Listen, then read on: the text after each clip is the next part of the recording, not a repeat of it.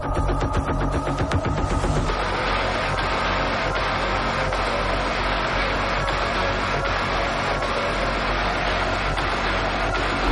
the world, he waits atop a throne of skulls.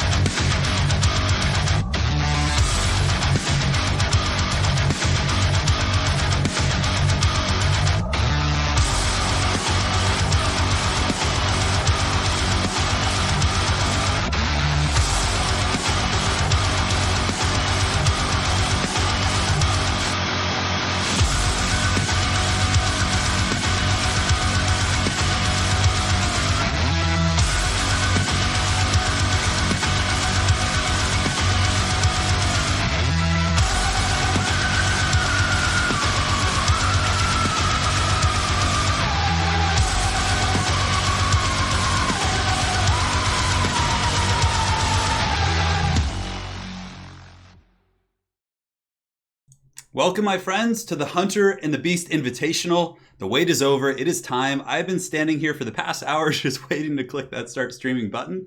And finally, we're here. And yes, nothing really gets that blood flowing like the Doom soundtrack. It's definitely quite good. And welcome, guys. We have some serious competition today. We have several ever-chosen veterans. It's going to be very solid. So the first match of the day is going to be Talaxlan Soothsayer facing off against Felcon, and then it's going to be Aerocrastic versus Staub Plays. So we're going to be opening with 2 best of 3s, and the winners of those respective best of 3s will then be advancing on to a glorious best of 5 final. There's going to be plenty of Empire, plenty of Lizardmen. You guys are in the right place, as we actually have we have Empire mains here today. We have Lizardmen mains, all kinds of good stuff. Yeah, really excited for this. But on that note, guys, let's not keep you guys waiting. Let's get right into the action. We're going to be jumping right into the first battle, which is going to be Felcon against Talaxlan Soothsayer.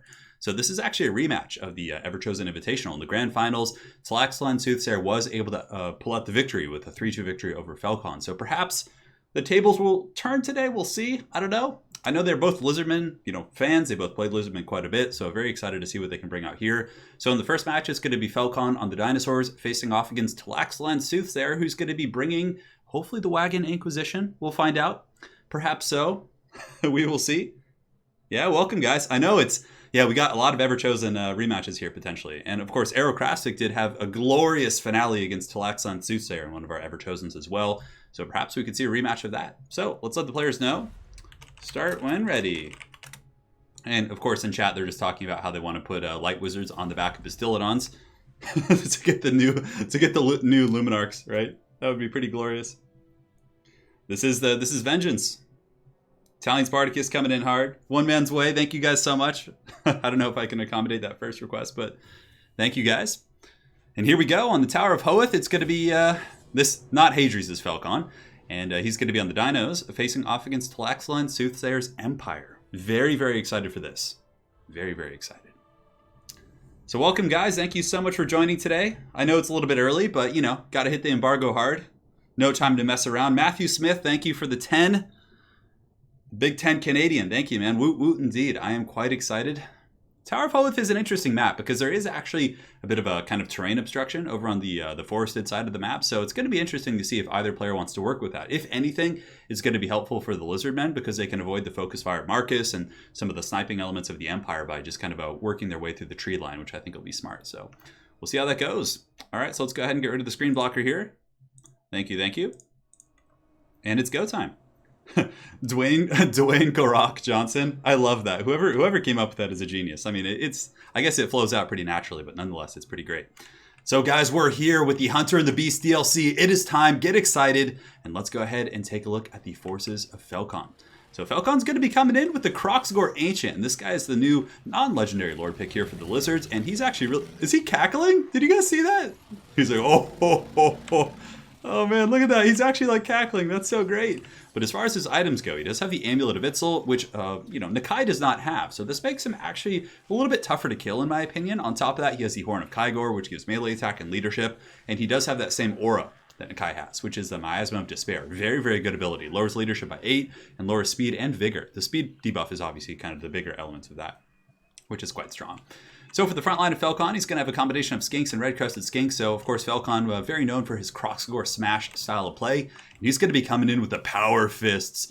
I don't know if they're going to get their -1 to hit modifier, but nonetheless, he does have the Sacred Kroxgors, and these guys are pretty cool against Empire. Now, they are a very big target, and Empire does have a lot of tools for taking these bad boys out, but what's cool about Sacred Kroxgors compared to regular ones is these guys have better combat stats in general. So they're going to be good against heavy cav and pretty good against, single entities, whereas regular Kroxgors have very low combat stats and are dependent on a bonus versus infantry.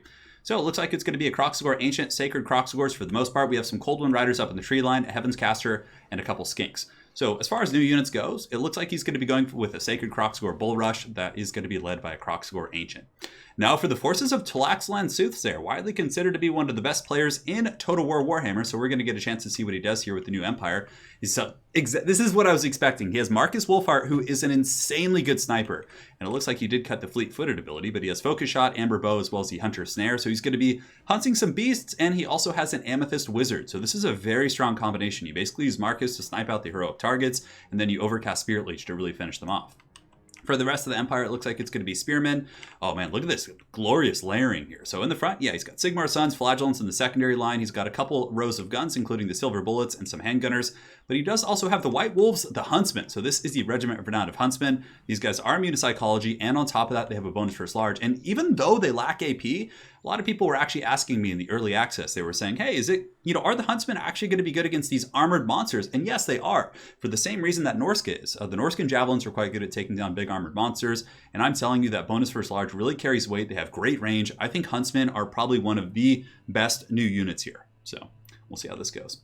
So the battle's almost underway here. It looks like the Empire is going to be taking a defensive posture. Felcon is going to be partially in the forest here, and Soothsayer doesn't really have any artillery pieces or cannons or anything to really kind of shoot at the Kroxgor. So at the very least, they will be able to get in there. But you can see, of course, Soothsayer being a tournament veteran here is going to be deploying in this glorious, almost Dawi-esque onion, which is really going to force those Kroxgors to push in. But mind you guys, Felcon has a pretty heavy blitz. The Skinks are actually going to be struggling in the front line against Flagellants and Sigmar Sons, so Felcon its blitz really needs to pay off.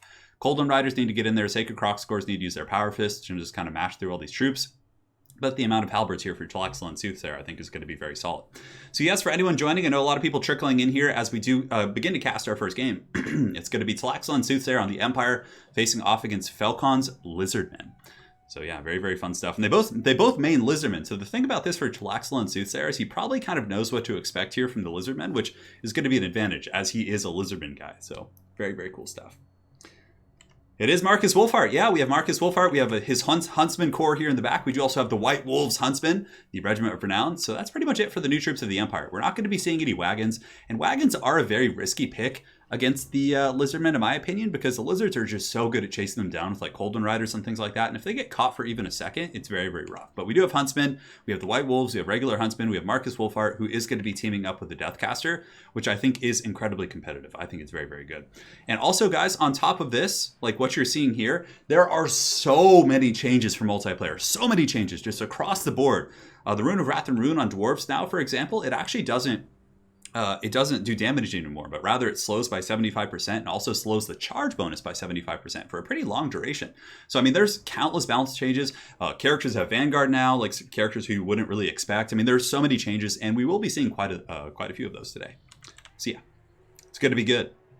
Chameleon Skinks up in Vanguard here for Falcon. Start when ready. No need to wait for me today. Cool. And the battle's going to be underway. Marcus Wolfheart probably going to be sniping out the Crocscore Ancient, or attempting to. Falcon doesn't have Apotheosis or any form of healing. He did bring Heaven's Magic, so he does have Harmonic Convergence and Wind Blast. Wind Blast is very good against Empire. It can truck a row of halberds, no problem. So the first battle's underway here, and here it comes. So the Dinos advance the Sacred Crocscores with their Power Fists. Oh my god, look how ridiculous those things are. They're so cool. Yeah, they're going to be charging in and certainly are going to be a primary target for the Empire. But Marcus, the Hunts Marshal, is going to be leading a Vanguard here. But Falcon is going to be doing some nice screening here with the Chameleon Skinks, it looks like. And yeah, Marcus, oh, here comes the aim shot. You guys ready for this? Oh, and that, I believe that's Amber Bow. Here it comes. And it comes in and it makes pretty good contact with the Crocscore Ancient. Although it looks like Falcon was able to get some of the hits onto the Sacred Crocscore. So the Ancient taking a bit of a beating there from Marcus. Now that is a very, very long cooldown here. And Spirit Leech is going to be going down from Talaxel and Soothsayer. I actually have a video coming out in the next couple hours talking about like synergies, and I really do think that Marcus plus Amethyst Wizard is like one of the most powerful multiplayer synergies. But you know, there's no healing also for Talaxel and Soothsayer, guys. And Marcus Wolfheart probably was not expecting to be attacked by all these skinks here, and you can see he's having a really bad time. So despite the fact that he was able to really, really punish that Sacred Crocscore, Marcus Wolfheart is like halfway to his, grave here. And he is not a tanky character. He only has 3,000 HP. He goes down very quickly. And you can see that Talaxel and Soothsayer is going to be forced to pull out some spears to actually save Marcus. And is Marcus going to have to use his snare net to survive here? So very, very tough stuff as the Lizardmen aggression is in full tilt here. So you can see the Sacred Crocscores are going to be bum rushing in, and the Huntsmen in the back are going to be unleashing salvos of fire into these guys. But Sigmar Sons and Flagellants, I really like this inclusion by Soothsayer. It's going to help one of the biggest Empire weaknesses, which is their front line just being crushed and crumped on. So here the Sigmar Sons are in glorious combat with the Red Crested Skinks. They should be able to hold 86 models against 77. They are winning that fight quite handily. And the Cold Wind Riders are getting taken out by the Huntsmen. Sacred Crocscores are going to be getting peppered next. And it looks like these Sacred Crocscores are going to be bullet rushing into the back line. And look at that. Marcus with the Hunter Snare over here, getting the Cold Wind Riders, pinning those guys down, allowing these halberds to not really take the full brunt of that charge. This is a beautiful play here by Soothsayer. But guys, oh no, the Sacred Crocscore is coming. He is thick, he is angry, and Marcus is in a little bit of trouble as he can run and fire though. So it does give him a little bit of extra punch here. But the Amulet of Itzel is active, which is going to make him a super, super tough target to snipe. And Soothsayer doesn't really have anything like Demogryph Knights that can really stop this. Oh, and the Power Fists are in the back line. And you can see that these handgunners, the Silver Bullets, are going to be getting pounded by these Sacred Crocscores.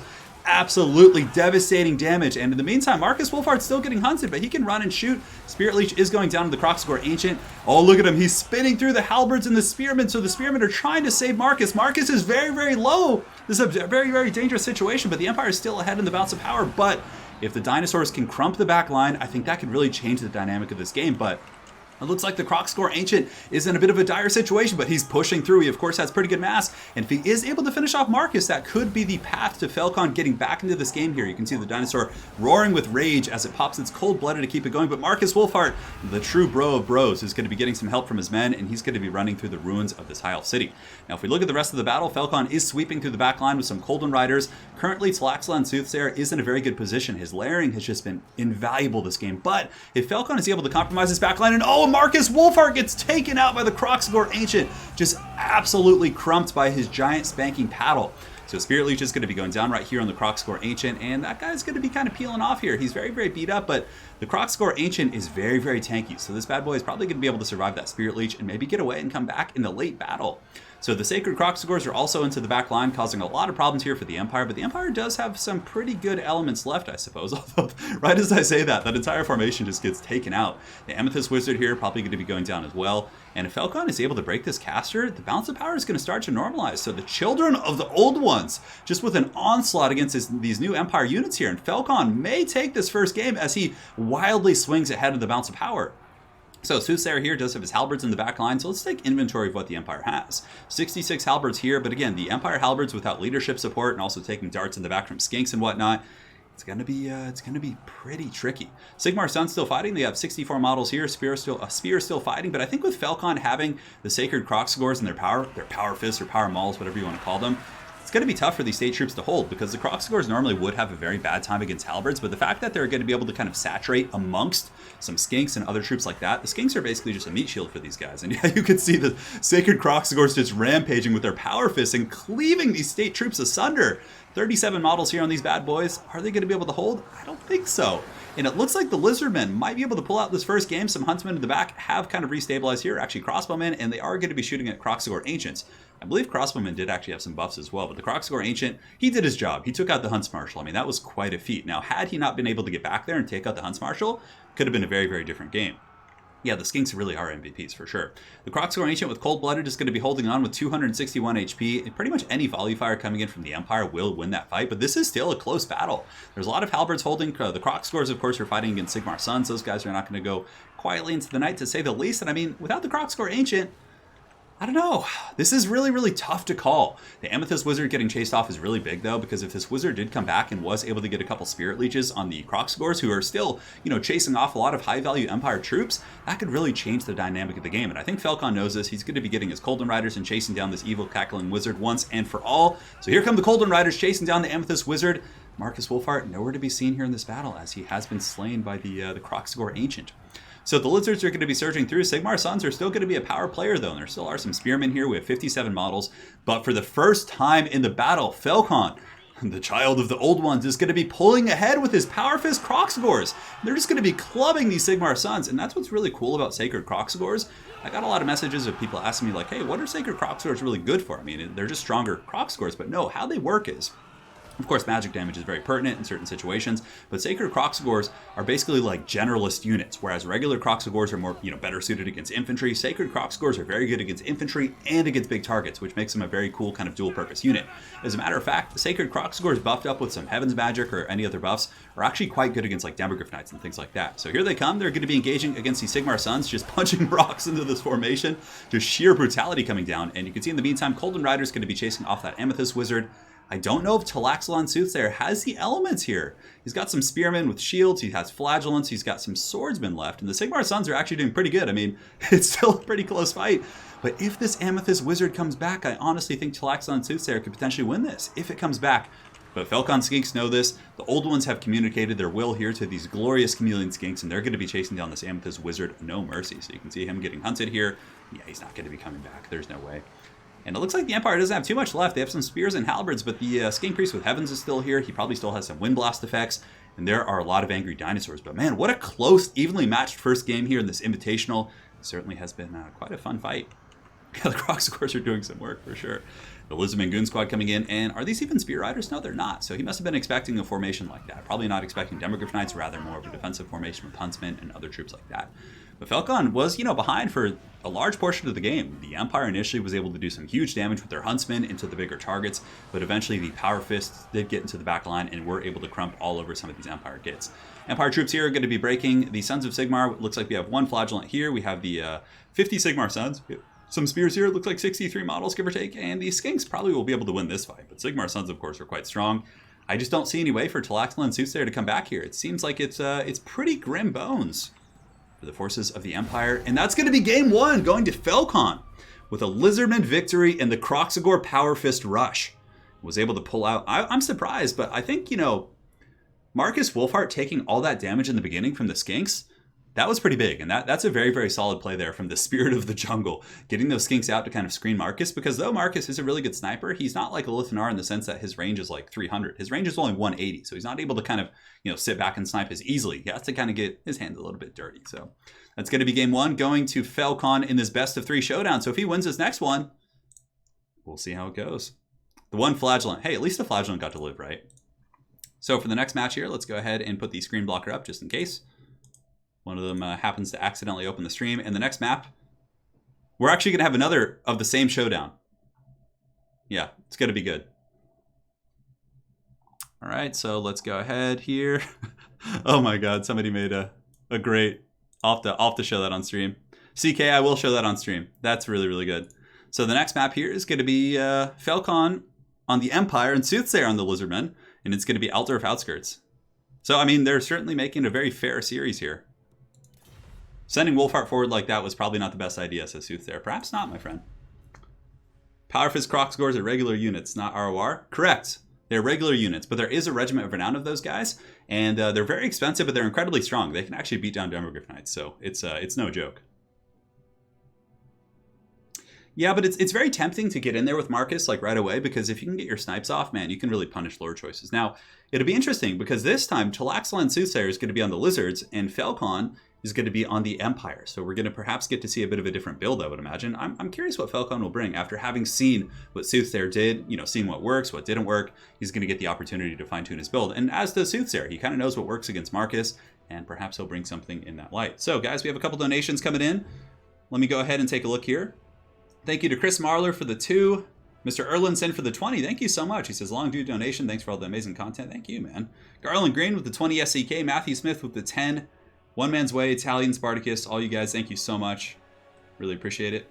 As we continue forth into this glorious tournament, the embargo hath been lifted, and today we rise with copious amounts of content and good times for all. Oh yeah. We're coming in with the Steel Chair tournament all day. All day. War Wagons, I really don't think they're that good against the Lizardmen, so you're probably not going to be seeing them here. Croxifisters did well. I'm happy with them, says Falcon. He hearts his Croxuors.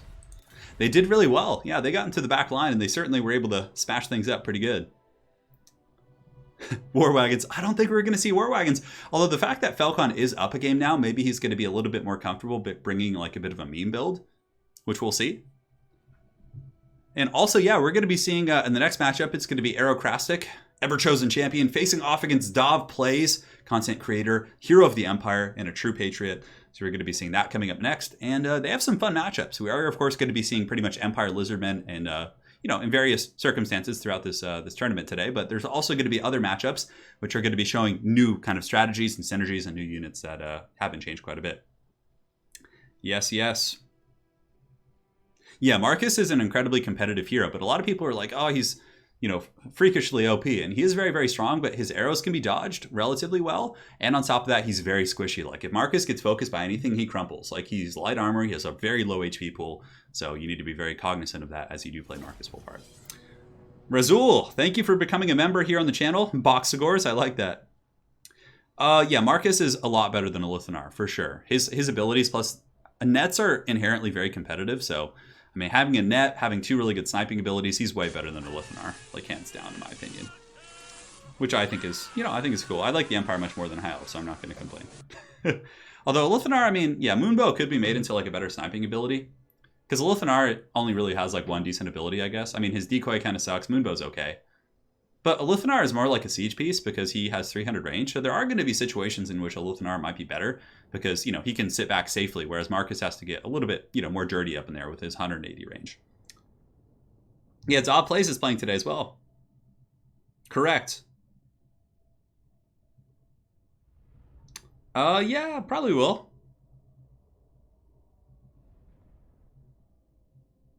And yes, we will be dropping links to Discord over the course of today's stream, so if you're not.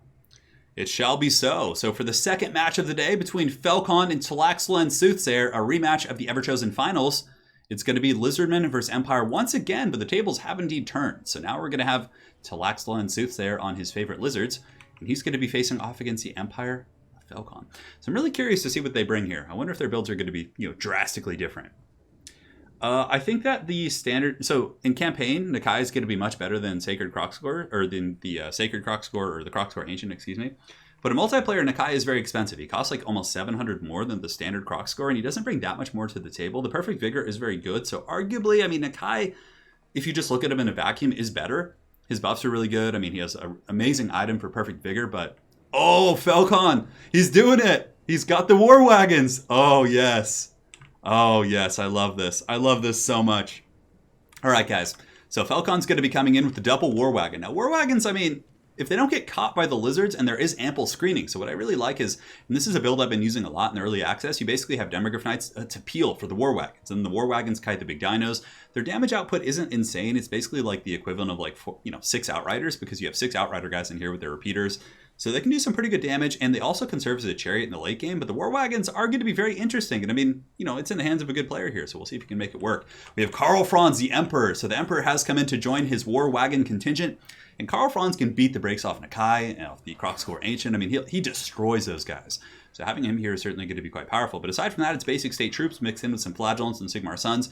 2 Demogorph Knights, one of which is going to be the Royal Altdorf Griffites, a Jade Wizard, and it looks like a Tattersoul. So yeah, you guys are going to get to see a wagon build. And one of the most buffed units in the DLC, the Warrior Priest. So the Warrior Priest has a massive buff scale here on his Soulfire Bombardment. So if you guys go ahead and take a look, it's probably an ability a lot of you guys don't even know because it wasn't very good before, but the Battle Prayer here, Soulfire, it does a ton of damage. It's really, really good.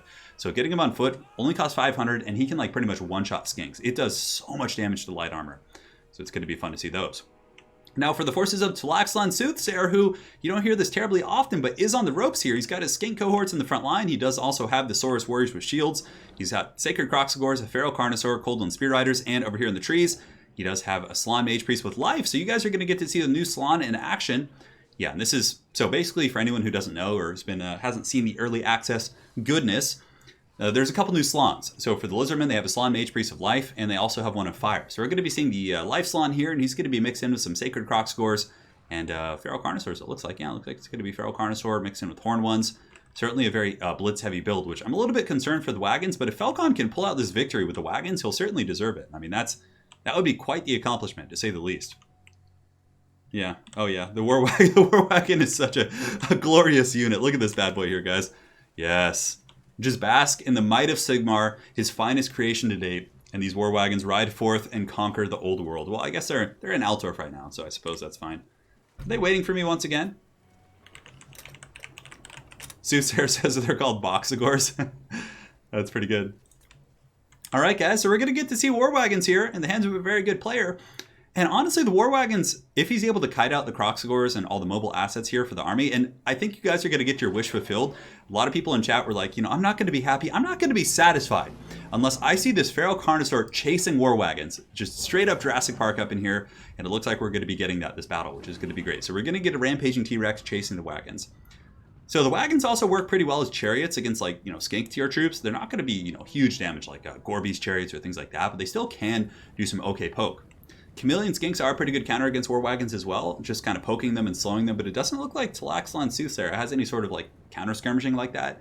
He does have skink cohorts with javelins, which work okay, but still, it's not going to be like, Chameleon's kind of poisoning and skirmishing and all that good stuff. So, Raw Cauliflower, it is an incredible feat of engineering. You take that back. It's just a card. Yeah, it's pretty good. So Karl Franz is going to be leading his vanguard of the Demogorph Knights, the Royal Altdorf Griffites, surging out of their city to defend their landscape against this very strange invader. I'm not really sure why the lizards would be attacking Altdorf, but it is what it is.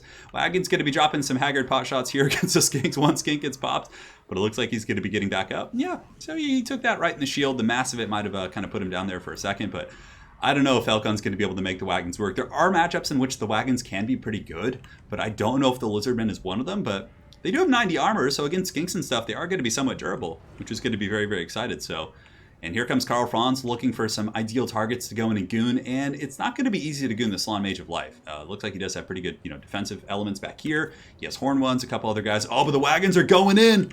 Here they go for Sigmar, baby! The wagon ram. Oh, yeah, look at this. Oh, that's so great. I love it. They're just shooting as they go. The War Wagons are such a fun unit, and I mean, like I said, they didn't really get the best charge. It was kind of like a weird angle, and but they can still cause some disruption for sure. So Franzi in the front line is going to be going here, and I think Tlaxlan Soothsayer knows that this Warrior Priest is going to try and nuke the skink cohort, so he's going to be running away from those guys. But anyway, so Wagons on the flank doing some okay work, but suddenly it's a scary situation. Falcon needs to get out of here because the Feral Carnosaur and company are hungrily eyeing these War Wagons. Now in the center pocket, Karl Franz is going to be helping the Sigmar Sons. Warrior Priest a little bit surrounded by the Power Fist, so he's going to be just getting circle beaten by these guys. And a bit of a throwaway there from Falcon. I don't know if he's going to be able to save that guy, although some spears are going to be surging in. Demogryph Knights get a really nice countercharge here on the Coldland Spear Riders, and it looks like Karl Franz is going to be popping Reikland Runefang. And honestly, a much better engagement here for Falcon. Demogryph Knights, Reikland Runefang, all these different buffs coming in. The Spearmen are going to be surging in as well and attacking the Coldland Spear Riders. And the War Wagons are actually disrupting and breaking off these skinks here on the flank. So the War Wagons are quite happy, but here comes the punch from the old ones. So here you can see the Horn ones and the other troops are going to be countercharging here, which could spell a little bit of trouble here for the Imperial forces. And the Life Salon probably going to be dropping some fat heals. So you can see Earthblood is going to be going down. And look at that beautiful micro there from Soothsayer. He's able to get those guys up and around the flank. And the Horn ones collapse into the back of these Imperial forces, and suddenly the Royal Outserf Griffites are getting mulched on from all angles by the Horn ones here. Now back in the main fight, Soul Fire Bombardment going down to the Skink cohorts, doing huge damage, but a banishment coming down from the Slann as well is going to be roasting the Tattersouls. Those guys are in a horrible situation here. Now over here on the flanks, you can see the War Wagons are going to be shooting in, and even though they don't have the punch of like Outriders, it still is steady, consistent armor-piercing damage, which is going to be very helpful for the Empire. Now the bounce power is actually in the favor of the Imperial forces, it looks like, and you can see here that the Lizardman Corps is able to break off the Royal Altdorf Griffites, but they still have 17 models, so if they are able to get away and not completely break, that will be quite strong. Jade Wizard up in the high ground, it looks like the Horn ones are going to be ignoring him, and they're going to be slamming back in here, but Falcon with the counter charge from the Demogryph Knights, and these Demogryph Knights probably will win this engagement and are going to be taking out the Horn ones, so the Horn ones here are in a lot of trouble here, and it seems like the Life Salon is having a hard time kind of sustaining his forces, but there still is an angry Feral Carnosaur coming in from Soothsayer, but he's a little bit isolated back here, right? He's going to be attacking Demogryph Knights, but 24 Demogryph Knights can easily beat that guy down. Now the wagons are, let's go ahead and take inventory of the wagons here. They're still in the back. They're going to be shooting in, just doing steady AP damage against the Sacred Croxagores. Well, it looks like they haven't shot them too much, but now they are, and have been putting in some work against these other targets. So it looks like Falcon's in a very commanding position as the Emperor Karl Franz coming in with the steel chair and just doing massive damage. The Feral Carnosaur is going to be buffed here by Shield of Thorns from the Life Salon, but I don't think he's going to be able to pull this one out. And I think the Empire is going to be coming in with a resounding victory, and Falcon will be avenging his loss in the Ever-Chosen Finals, and will be moving on to the finals to face the winner of Aerocrastic and Dob Plays. I mean, I just don't see a way for the Lizards back in this game. Falcon was able to get all the good engagements here. His wagons have just been rolling dirty and just disrupting the skink lines, and the Empire troops actually won. The Warrior Priest was able to bombard, and that's going to be a quick 2-0 victory here for Falcon. Glory be to Sigmar, the Emperor Karl Franz coming in and leading his divine war wagons into victory. So we'll see. All right, so let's update that, guys. It's going to be 2-0. Falcon moving on to the grand finals today. And I had a bracket, but I accidentally deleted the graphics here. But you know what? Let's actually just do this real quick here. So we'll do this. It shouldn't be too hard. All right, so I literally right before the stream, I accidentally deleted all the freaking names on there. It's just like just end me. So Falcon can go there, and down here we can have we're doing it to it. We're doing it live. And there we go. And we'll update the other ones as we go. All right, guys. So we're going to be jumping back into the next match here. GG, well played. I don't think Falcon can believe it. Good luck in the next round. All right. And finals, Falcon. The wagons did pretty good, for sure. I think too much to bear. Wagons meta. I'm telling you, man, the wagons are the way to go. All right, Falcon, we have to have you step out here as Dob Plays comes in. And let's go ahead and see the maps they've decided on for this next match. All right, guys, what a series. What an upset. Certainly was a very fun game. And remember, guys, this isn't the most kind of I would say, they're experimenting with new units, right? So the metagame will develop and players will kind of learn these things as things go. But it was, man, that was a good series. That was actually really, really fun to watch. So we're going to be going here and taking a look at the next map for today. And let's look. Perfect. We can actually do one of the new maps. I think I have one that I think is quite good. So we're just going to be awaiting Dob to join. There was a really new map that I liked quite a bit that I think we'll actually try and find here if we can. Unless they had one. Actually, we can start with Schwarzhofen. That's a good map. We'll end with one of the newer ones. So we're going to go ahead and update the scoreboard here in just a second. And man, that was a series though, huh, guys? That was a series indeed. So we got Dob. Dob just jumps in and readies up like right away. Oh my god, he's ready to go. He's rearing. And remember, guys, Dov is he's an Empire main, so you guys are going to be seeing all the tricksy Empire builds out of him. This is going to be a best of 3 again. And here we have Aerocrastic, of course, champion of the Everchosen, tournament veteran. I almost put an exclamation point after his name. I'm so excited. All right, guys, so we're going to jump back over to the scorecards, and here we go. All right, looks like I fit the names properly. As we load in, wow, okay, they're ready. So they must have already talked beforehand. So guys, in this matchup, it's going to be the Empire, probably going to be Marcus Wolfhart, leading an expedition against the foul Dark Elves. I'm working on a mullet, yes. There will be a mullet sometime in the near future, but just stay tuned for that. It's a work in progress. All right, so it looks like the players are ready. I am ready. Let us do this. Empire versus Dark Elves, a new and improved Empire. Certainly quite strong. And of course, the great Dob plays. No, we're going to be using other factions. Like here, for example, you can see it's going to be Empire versus Dark Elves. So it's not just going to be Lizardmen versus Empire every single time. My hair is getting quite long, though. I'm going for that Bible look. We're just going in deep, guys. Sometimes you just got to commit, you know. The mullet is really a commitment, though, because you see, the thing with mullets, guys, is mullets take like a long time to grow, like 6 months to a year to get your hair long enough.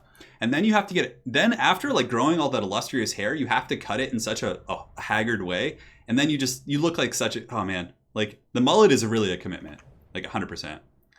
All right, so no screen blocker up. We're good to go. And it's showtime. So Toby asks, hey Turin, could you see the Dread Saurian being useful in any matchups? I think the Dread Saurian's in a bit of a weak place. I don't think it's very good in multiplayer. The most competitive variant of the Dread Saurian is probably going to be the standard version, or not the standard, but the feral version, because it's the cheapest. Granted, the mid-tier Dread Saurian can be okay because it's really fast and can work in kite builds, but even still, I feel like the Dread Saurian is a little bit overcosted. I think it could see a cost reduction of like 200 or 300 in pretty much all of its various forms. That's just my 2 cents. All right, and it looks like we have another donation coming in from Mr. Nyatek. Says next DLC introducing Imperial War Barrows. A wheelbarrow? Remember, imagine like a flagellant pushing a wheelbarrow with like an Outrider guy in it or something. Oh my god, that would be the funniest thing ever. Perhaps in another life, my friend, but thank you so much, Jankuya. Much appreciated. And here we go. So for the Forces of the Empire, we are going to have an arc. Oh, this is the Dob play special. So guys, remember how I told you that Soulfire Bombardment got buffed like heavily? So Dob was telling me the other day that he's going to be coming in with the new and improved Grand Soulfire and just going in just ham with that. So he has double Warrior Priest with double Soulfire Bombardment, and on top of that, to make it even worse, Dob actually has the Scroll of Power on the Warrior Priest. So you can literally do 2 back-to-back Soulfire Bombardments and just do huge damage. On top of that, we do also have a Light Wizard. Light Wizard going to be coming in with the Foz Protection and the freaking, what is that? Baroness Time Warp. Man, my brain is just not working. On top of that, Dob going to be coming in with his classic Pistoliers. It looks like Pistoliers pretty much across the entire front board. Royal Turf Fights, Empire Knights, so having a pretty good Cav Core. And also, another change to show you guys. If we take a look at the Light Wizard, he has a new passive. So they used to have Exorcism, but now they have this. So whenever you cast a spell with Lore of Life, your entire army gets 4 leadership and immune to psychology for 11 seconds, which is pretty cool. So it used to be kind of a very niche or arguably useless trait, but now a lot of the different traits for these characters have been changed. So basically he can give the entire Empire army immune to psychology, which I think is so cool. And I was wondering in a 2v2 why our army kept fighting, but it was because of that guy. So great swords here in the back line to punch through some of those Dark Elf infantry, which will be quite good against like Sisters and those low AP troops. But the Pistolier skirmish is going to be going on. Dob plays, reacts immediately though, so that's quite good. And the Pistolier should be able to kind of pull back and kite these Dark Riders. And it looks like a lot of Dark Riders coming in from Aerocrastic. So Aero has Dark Riders, he has some Shades and Vanguard, Slaanesha's Harvesters on the flanks, and the main army is going to be Sisters of Slaughter and the Bleak Swords, Cold One Knights, and it looks like we also have a Shadowcaster. Yeah, good stuff. Up in the sky, there's also going to be the Crone Hellebron. So guys, if the Warrior Priest gets an engagement with these guys and gets a juicy Soulfire, it will nuke those guys into the Shadow Realm. It does a ton of damage. Soulfire Bombardment, I think, is going to be a staple of a lot of very competitive Empire play. Now, it depends on the situation, but nonetheless, it still is very good. So it looks like Arrow is kind of looking for opportunities. I think he was expecting like a Marcus Wolfhart build. He brought a ton of Dark Riders and kind of skirmishing units to really kind of get into the back line of the Empire. But the Empire has like a pretty aggressive infantry core, and they're going to be pushing in. Dob with some really good micro though. He pulls back those great swords before they take too much damage. And the Pistoliers in the meantime I mean, he can simply just sit here and shoot, and as soon as the Dark Riders come in, the Demogryph Knights can pounce. Now, in the front line, we do have Spearmen engaging against Sisters of Slaughter, which is going to be a pretty horrible situation. So there are going to be circumstances in the front line that will be quite bad for the Empire, but it looks like some Empire Knights are going to be charging in, just a fat, chubby one for Sigmar, and Aerocrastic is going to be committing to this fight, interestingly enough. Crone Hellebron, of course, has some really good buffs with the Gaze of Cain, but Dov needs to react quick. If he gets charged here, that could be the one situation that is pretty rough for him. Now, it looks like there's going to be a Light Wizard going down. Oh, and the Enfeebling Foe getting cast on the Demogryph Knights, but they still get a huge charge, and the Soulfire is going to be going down, which, watch the damage here. So 2,500, and here it comes, and look at that damage! Oh my god, the Soulfire does so much damage. I mean, it just melted those Cold One Knights. Now, in the meantime, Slaanesha's Harvesters are going to be surging into the back line, and Dov's Wizard actually does get surrounded, which is quite tough. And a huge backline slam coming in here. The Slaanesha's Harvesters getting a beautiful charge here. Empire Knights did do some nice hammering, but they're pretty much just kind of tied up here in the front. But the Arc Lector here is just winning this fight here on the far side, doing a ton of damage against these Sisters with the Soulfire Bombardment, and the Great Swords should be able to win that fight. Granted, I think this position over here, the fact that the Dark Elves were able to really crump those Demogryph Knights, that's really, really good. A Bombardment coming down was just melting the Cold One Knights, doing huge damage. And maybe the Royal Turf Gryphites might win this fight. And Dov's Pistoliers are still doing a pretty good job. I mean, he's just riding down the Dark Riders. The Rough Riders of the Empire just on the hunt. So we have a pretty even battle, actually. Aerocrastic was able to get a beautiful charge here in the back with his Harvesters and really kind of collapse on this flank. But, you know, the thing about the Soulfire Bombardment is that it doesn't have any limits on the cooldowns. You can pretty much use it over the course of the entire battle, which is quite strong. And yeah, it's certainly no joke. So, but yeah, the blessings are definitely afoot here.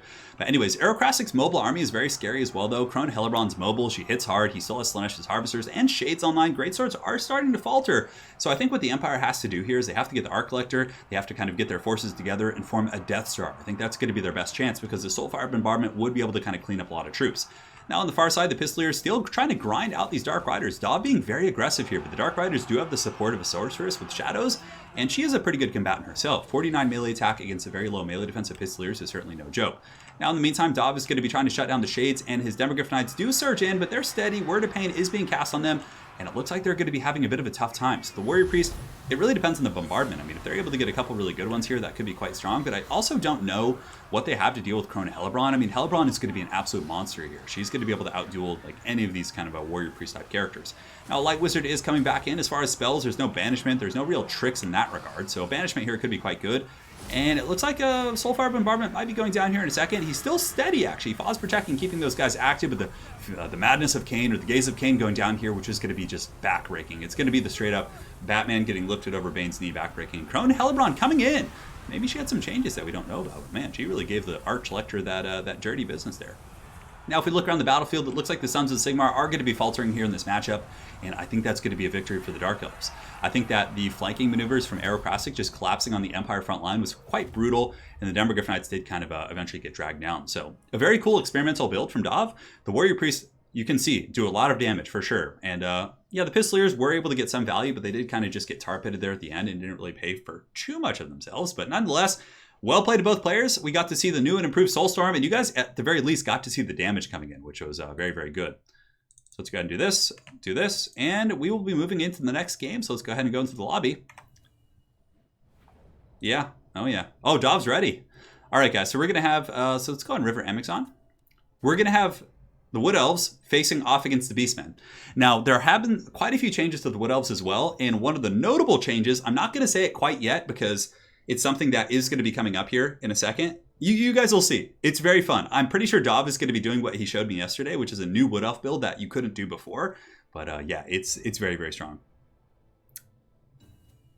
It is very strong indeed.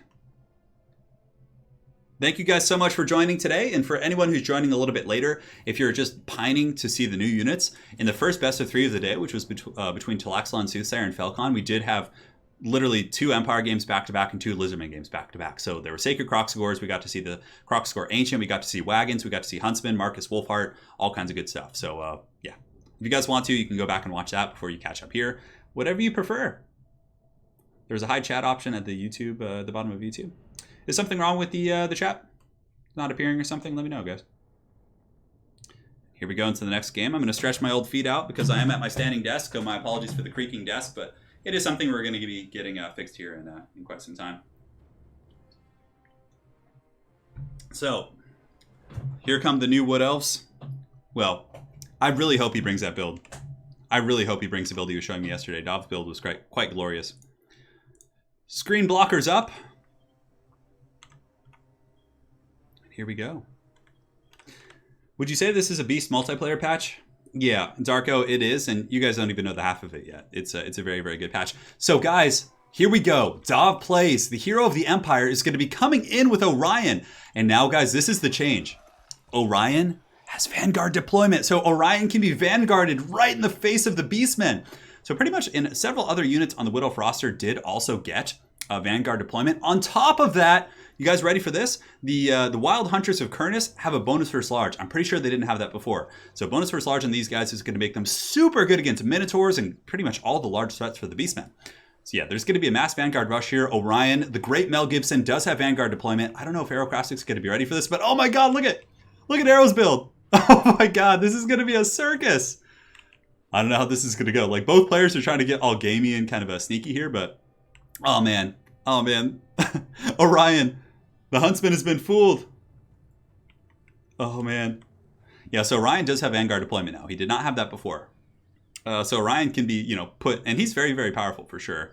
Although it looks like he did have a bit of a stat change, because he used to have 510 weapon strength, but I think they changed a couple things on his kit. So let's go ahead and take a look. Yeah, he's still a monster, of course. Cloak of Isha gives 44% ward save and replenishes. And the Horn of the Wild Hunt shall be sounded, but the Beastmen are just like, yeah, and they're in voice chat together right now. They're like talking, if I'm not mistaken. I know, Ben Kruger. I'm sorry, I can't get all the time zones. Okay, so it looks like Arrow's going to be changing a little bit. He thought about deploying up there on the high ground, but I think he did have a last minute kind of change of heart. So the Vanguard still is going to be pertinent if he deploys down here. Yeah, so the Wild Hunters of Kurnus, I think, are going to be a pretty cool niche pick in a couple matchups, because now they have a bonus first large, which is very, very strong. So if they're able to get on like Minotaurs or other things like that, man, they will kill them so fast, because they hit very hard. They have a charge bonus of 62, 42 weapon strength, magic damage, will circumvent physical resist in a lot of different matchups. And of course, they still have Guardian, so they're going to be here with Mel Gibson, their namesake. Nope, looks like Arrow went back up into the hills.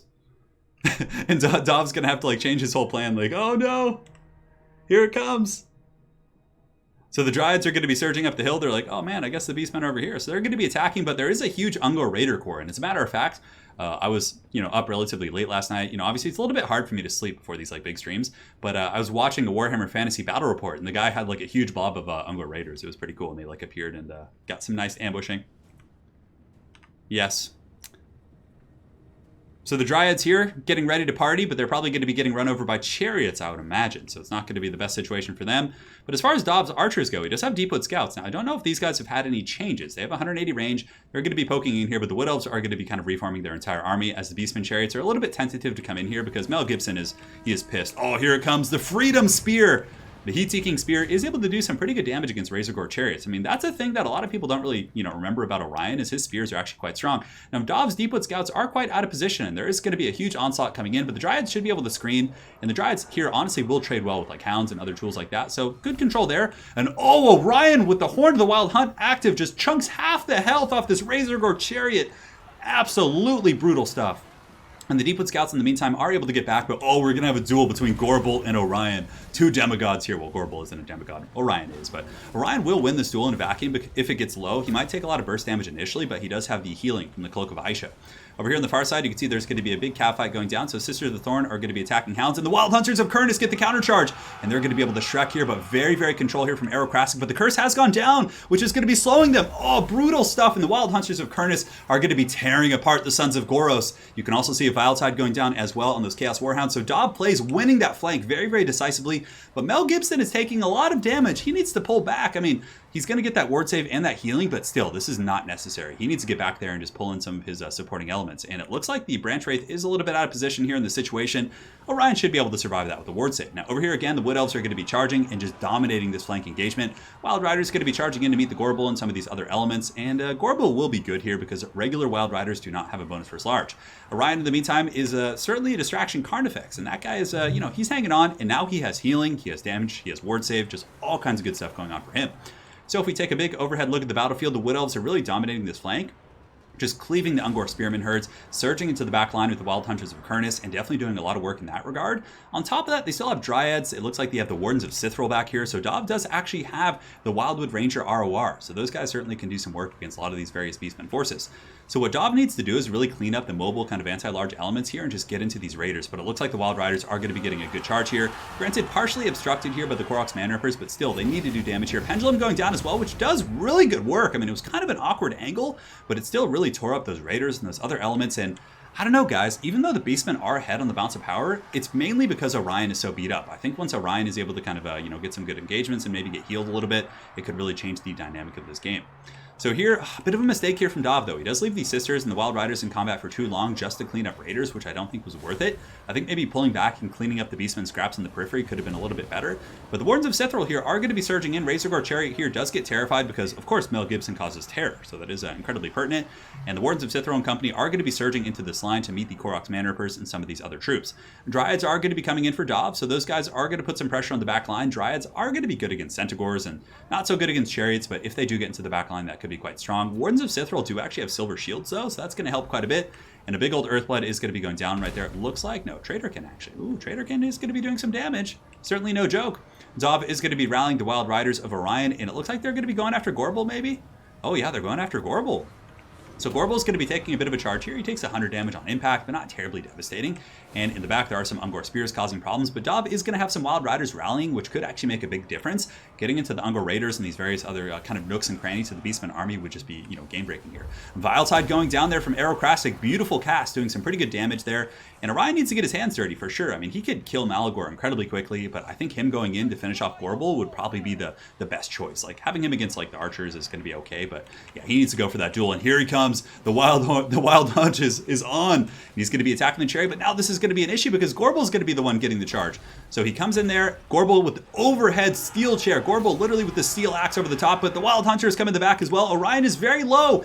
400, 287 HP. Shield of Thorns is active. Is Orion going to be able to juke and survive? This is pretty much the game on the line for the Wood Elves. If Orion can get away, use his spears, and heal up, that could be something that the Wood Elves could kind of salvage and come back with. But you can see he's healing quite fast, and it's kind of mitigating some of the damage here. Gorbel's going to be taking some focus fire from Deepwood Scouts, but man, Orion needs to get out of this very, very dicey situation. The Wood Elves still have some pretty good troops as well. The Branch Wraith should be in the front line, giving those buffs as well. The Call of the Wild here. And it looks like Orion is he kaput? Is he done for? It looks like Orion might have gotten taken out by the Ungor Raiders. In the meantime, Gorbel's going to be going in with 600 HP. Surging in, doing some pretty good work, and the Dryads are going to be holding back. But it looks like that's going to be game for Aerocrastic. It was a very good game. Like, it was close, and there was a couple small elements that could have sent that game either way. So very well played to Dov as well as Aero here. But Aerocrastic is going to be moving on to the grand finals to face off against Falcon in a best of 5. So certainly going to be quite a fierce battle, as I'm sure we'll see Lizardmen and Empire and all kinds of crazy stuff. So right here you can see the Gorbel is going to be going after the Branch Wraith. She's just waddling nice and haggard-like. And Malagor is going to be coming in with his Pimp Cane, certainly going to be doing some damage against her. And yeah, there's not much left for the Wood Elves. Although it looks like Dov actually may have forgotten some Dryads in the back, which is unfortunate. That actually could have won him the game, perhaps. But yeah, it was cool. We got to see some of the new stuff. We got to see Vanguard Orion, the new Wild Hunters of Avernus, who did very well. And it was a game. It was a game, all right. So 2-0 there. 2-2-0s here. Certainly been close games across the board. But, I'm kind of glad it's moving on pace, though, because the Great Italian Spartacus is going to be hosting a tournament at 11 o'clock. So I want to see if we could actually, get going there. How does Turin miss the giant yellow skull? Did I miss one? Yeah, well, I was watching other things. So we're going to come back to the desk for a moment while we set up the next game, the caster's desk, as I'm joined by Marcus Wolfhart and company. And let's go ahead and update the scoreboard here as well. We'll do it to it. That was a fun game, guys. That was certainly a fun game. We're going to do this, and do this, and do this. And it's going to be Falcon coming in against Aerocrastic. We had a really good best of 7 between those two a couple weeks back, actually. So looking forward to seeing this in the grand finals here.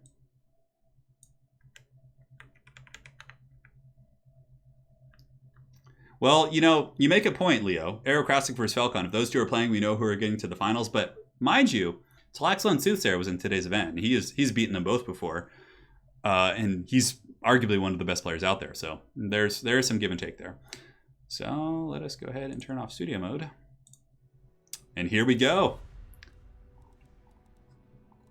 And as far as the map goes, we're going to be picking one of the new maps. I'm going to be looking for it here.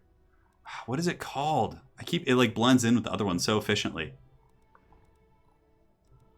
But anyways, it's a best of 5, so we can get to that one eventually. We'll do Troll Country here for this first game. All right, and back to the tournament. Hey guys, pick and ban. Oh, hey guys, pick and ban. Start with Falcon. Or gents, whatever they prefer. Yeah, it was pretty fun seeing Wood Elves without Weight Watchers. It was a great game. Clockbasher says, hey Turin, maybe a noob question, but can you use 4 Empire heroes in multiplayer? No, you cannot. They're just for campaign. And I mean, honestly, it's basically just a Witch Hunter and an Engineer with like tech trees, so it's not that like... Oh, so it looks like he's... So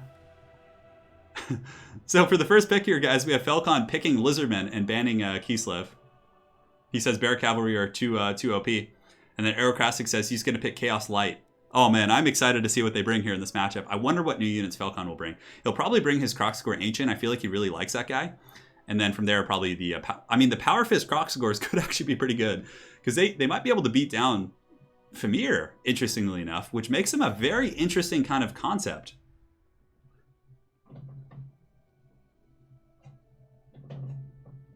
So the Wild Hunters do still have Guardian, yeah. Any tips for Lizardmen against Vampire Coast? Yeah, so if you want to do well with Lizardmen against Vampire Coast, you just go super wide. You just have a thick army. You have like Saurus, Red Crested Skinks to deal with Depth Guard. You just have a super wide army. And just like, it's really hard for Vampire Coast to deal with all those infantry. Because typically they're just going to have zombies and like gun pieces. So you don't give them any good targets, really. No, Raw Cauliflower don't quite yet, no. Even though it was announced today, like we don't know anything about it, really. Yeah, it's been something that's been kind of under wraps, from my understanding. So Falcon versus Aerocrastic here in a best of 5, guys. We've certainly seen this before. Kislev is very strong, yes. If anyone would be playing Kislev, it would be Falcon, right? So the players are picking away their glorious armies. I don't think I need a screen blocker unless I click on their forces, but we'll put up just for good measure.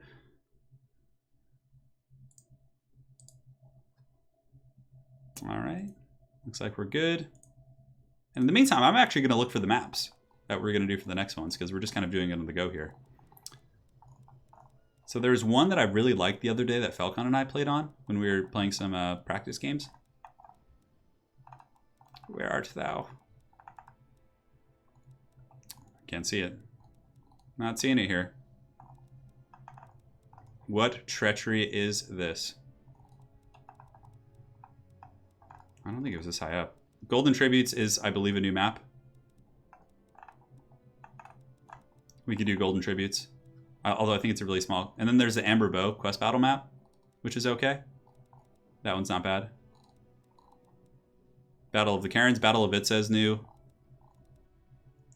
Oh, I'm a little bit hesitant. Yeah, we could do Amber Bow's an okay map. It's really small, though. Any tips for Norska Survival Guide with so many ranged AP weapons? Norska has pretty good infantry, so you can actually go super wide and minimize targets. So you can go wide with infantry, and then you can get the Miststalkers, who have stock, so missiles won't see them right away. And then from there, you can just kind of blitz in with hounds and all sorts of stuff like that. We got to see the wagon, though. The wagons earlier, I was actually rather impressed with them. I mean, if Falcon can use wagons and, have a victory over someone like Talaxon Soothsayer, there's got to be some credence to them, right? Bubba's Big Blast says, Toddy, 100 cost Toddy on a Barded Warhorse. So Bubba, pretty much all Footlords in the game got a cost reduction, and characters on mounts and various types of mounts have gotten a cost increase. So if you look at Footlords, obviously when the DLC does come out, you'll notice that all the Footlords are cheaper. Like Grimgore's cheaper, like Sigvald's cheaper. Pretty much any, and even characters who have mount options, if you put them on foot, they have gotten cost reductions. So there's kind of a bit of a meta shift to kind of encourage Footlords. So it's pretty interesting. I don't think patch notes are out yet. Or maybe they are. If there are, I'll go take a look. I am incredibly excited for, I'm very excited for all this to kind of come to fruition. We're ready up here on this first map. Kislev is so basically how there is a bug where you can use a faction unlocker mod and unlock Kislev as an army. There's no unique units, but you can like have their icon when in custom battles and things like that. So sometimes people do that as a bit of a joke when they pick the Empire. People are like, wait, is that Kislev? And then obviously it's just like regular Empire right now. So it's really funny. So guys, we're on the finals here. This is it. Best of 5 between, not Hadries, between Felcon and Aerocrastic. Clan war between XMT and QSA. Here we go. It is showtime. And thank you guys so much for joining in this early access tournament. Over the course of the next couple weeks, there's going to be all kinds of content getting dropped. There's going to be Eternal Challenger League Season 3 starting. There's going to be World Cup starting at the end of the month, which is going to be Nation on Nation, just a grand tournament as well. So there's going to be a ton of competitive gameplay coming out. There's going to be analysis of the new DLC stuff. Lots of fun stuff on the horizon here. Yeah. Oh, patch notes are out. Quite a lot of changes. Okay, cool. Well, it looks like I know what I'm doing after this. I shall be recording a patch note video for you guys, which will maybe go out tomorrow or something.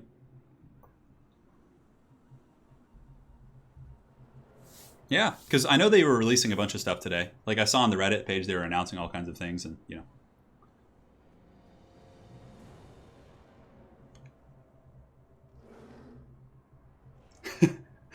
During this next video, be like, good news, everyone. Creative Assembly has allowed me to invade all of your campaigns at my leisure. Oh my god. It'd be so fun to be able to drop into campaign battles and just like surprise people. But then again, they would probably just scum save. So guys, let's take a look at the army of Felcon. So up here in the core, we do have a Saurus Oldblood. So he's going back to his roots here. The Saurus Oldblood, of course, has always been a very competitive lord. Born of Kygor plus Amulet of Itzel is very, very strong. We got Coldland Spear Riders, Skinks in the front line, and it looks like Felcon is going to be experimenting with the new Razordon Hunting Pack. So these guys... Oh, for a second I was like reading the stat card of the Saurus Oldblood. I was like, what? They have 500 weapon strength? So these guys were very weak in the initial early access. However, yesterday, I believe they did put out a new build, and the Razordon Hunting Packs did get some pretty good buffs. So arguably, these guys could be an awesome niche pick against Fimir. They have good AP values, a relatively decent range at 90, and they can, you know, sit behind the main lizard line.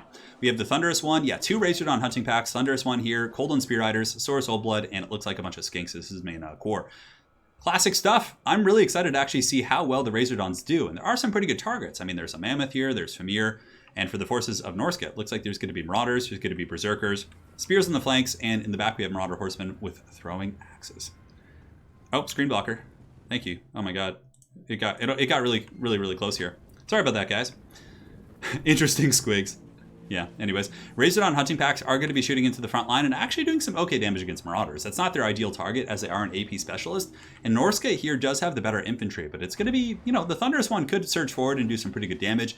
And now the Fimir Warriors are ready to go. So you can see these guys are going to be coming in and a pretty juicy target. But that's the thing I'm most interested in seeing is how the Razordon Hunting Packs really perform against the Fimir. So they're probably going to be switching targets here. You can see, oh, they actually like whip the spines from their tails kind of. But right now, just kind of shooting at Marauders, pretty much whatever they can hit. Ammunition seems to be okay on them. It doesn't seem like they're going to be running out that quickly. And here in the front, Marauders and Berserkers are going to be pursuing, but there's no reason for Felcon to take this trade. Basically, just pull back, use your skirmishing units, use the big Thunderous one to come in, and oh, here he comes. Here comes Big Papa getting a massive charge and just decking those Berserkers who are just being taken apart by the freaking Razordon packs, actually doing a lot of damage against those Berserkers, which is quite cool to see. Now on the other side, Berserkers have gotten an engagement here against the Razordon Hunting Pack, so those guys need to pull back with the Skinks. No reason to give Norsca that engagement. This is pretty good though, leaving the Thunderous one here to kind of fight Wulfric while your skirmishing elements pull back certainly has some potential. And where is the Saurus Oldblood? It looks like on the far side it's mainly cycle charging. Felcon's forces are being hunted quite aggressively by the Norscan infantry. And the Razordon Hunting Packs are up on the high ground, so these guys are going to be turning, and I have a feeling they're going to be going after Wulfric. So let's go ahead and watch the HP here of Wulfric as they perhaps shoot at him. Yeah, looks like he's going to be shooting at Wulfric for sure. The Thunderous one is actually an insane duelist too. A lot of people don't know this, but this Regiment of Renown can just get in there and do work. Razordons here are going to be shooting into the side of the Berserkers. They're just going to be chipping away at these infantry, and honestly, regular Salamanders might be better against regular Marauder Berserkers, but it seems like they're doing some pretty good damage, like chipping them down rather quickly. Up on the high ground here, you can see these Skinks are going to be kind of skirmishing back, and I really like Felcon's playstyle of just kind of pulling back, re-engaging, pulling back, re-engaging. And in the back, the Beasts of Tashnar, for the most part, have been broken off, but it looks like they might come back.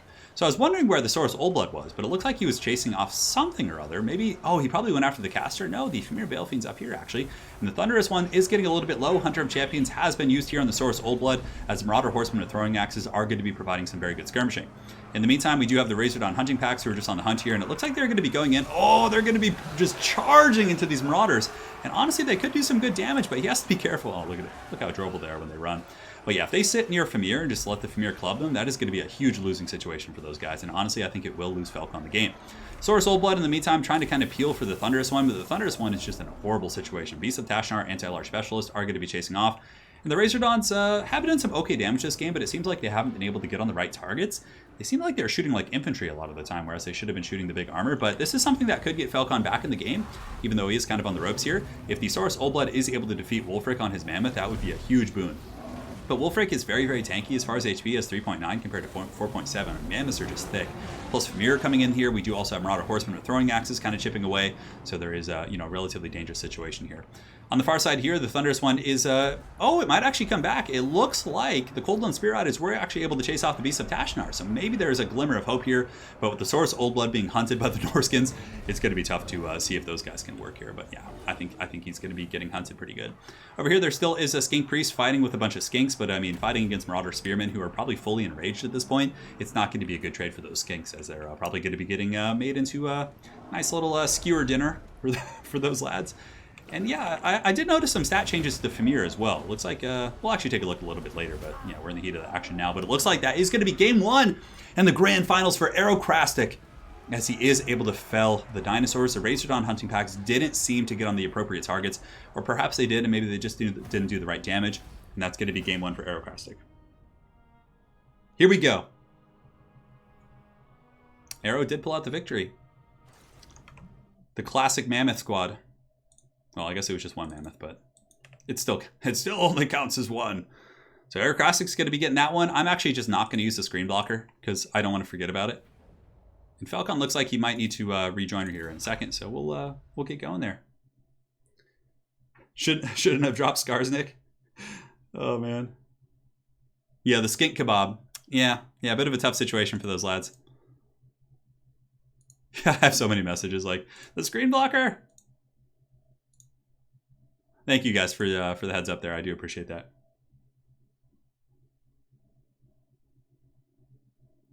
So Falcon will be rejoining here in a second, hopefully. Let me go ahead and throw another invite his way. Or do I have to step in and play? If he doesn't come back, I guess I could play Arrow. What do I think about Gorok? I think Gorok isn't bad. He has an ability that gives 60 melee defense to all nearby buddies. So that can be pretty strong for sure. And it gives expert charge defense. So like if you're having like I think Gorok will probably be Wayne the Gorok Johnson will probably be best in like a Death Star. So if you're playing like a very blobby build with Lizardmen, I think that's going to be his niche for sure. But nonetheless, we'll see how that goes. 1 second, guys. Oh, what the hell is that? Huh. Looks like I found a Wookiee nest. Razordons aren't bad, honestly. I've had success with them in the past. I'll go ahead and check Discord and see if Falcon crashed or something. Says he's playing Total War Warhammer.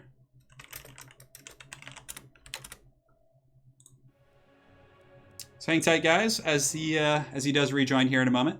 It says he's still online, so perhaps his PC crashed or he had some sort of an issue there. But fear not, my friends, he will be back in just a moment, and we'll hang out. Yeah, man. I'm enjoying this. Oh, it's 60 armor? It's not 60 melee defense? Okay, yeah. I just remembered it incorrectly. But yeah, he gives like a pretty big buff in terms of defensive stats. The Mask of Black, thank you for the kind words. And now if you guys have any questions, please let me know. I would be more than happy to play Aerocrastic in a best of 5 here. I will sacrifice my hands to the gods for you guys. Although he's pretty warmed up now. He's pretty warmed up.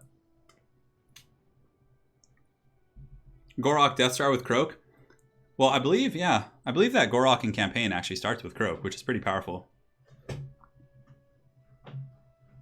Yeah, Razordons can be good. I had a pretty good success with them against when I played Dav. I played as Chaos, but I mean, I don't know. That was. I feel like they're okay. I think in time people will learn how to use those bad boys. So it looks like they're going to be coming in. And then Steam started streaming.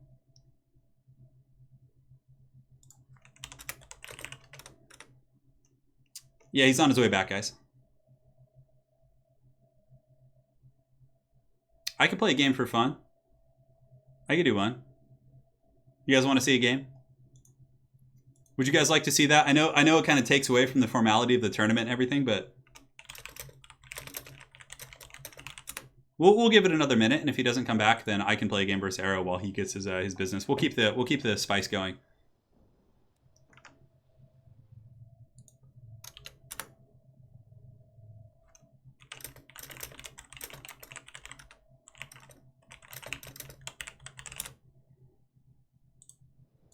All right, so we're going to give it a minute or two, and we'll see. War wagons have 50 speeds. They're faster than infantry, but usually not as fast as cav. So that's going to be their kind of middle ground. If you can defeat the enemy's mobility, the wagons can actually be kind of tyrannical. We'll see. I'm going to give it another minute, because if he just like reconnects like right when we start the game.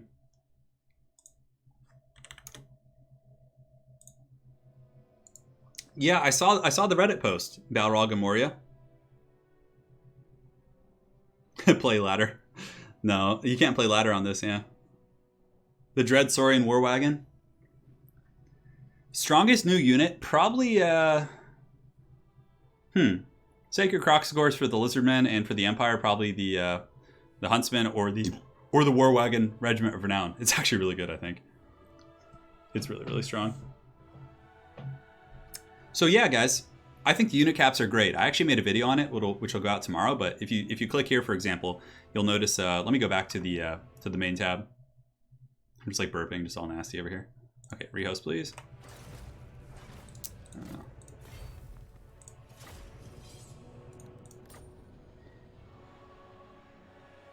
Well, thank you, Wicked D, for dropping the. Oh, here's the map I wanted. When it jumped in, it actually just went straight to the map that I wanted. Oh yeah, all right. So it looks like we're back in action here. Zerocrastic joins. We'll see if we can get Falcon back in. Look at that. He knows that he was on the right side. What a hero of the people. The wagons are interesting. The War Wagon Hellblaster is such a fun unit. It is probably like the most fun unit in the DLC. And it can do some work, to say the least.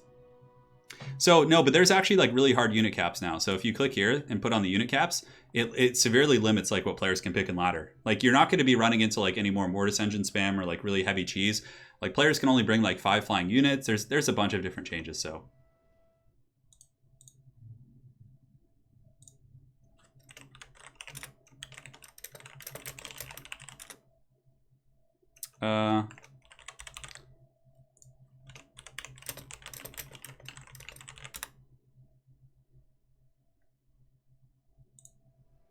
So yeah, it seems like Falcon is having some sort of a bug, but he could always host the battle as well. So we'll probably try that out in a second.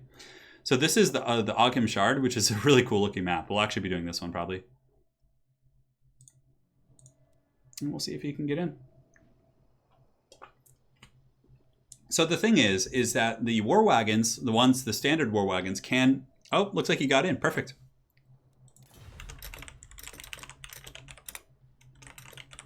So we're going to be doing a new map here. Perfect. So Falcon's back in.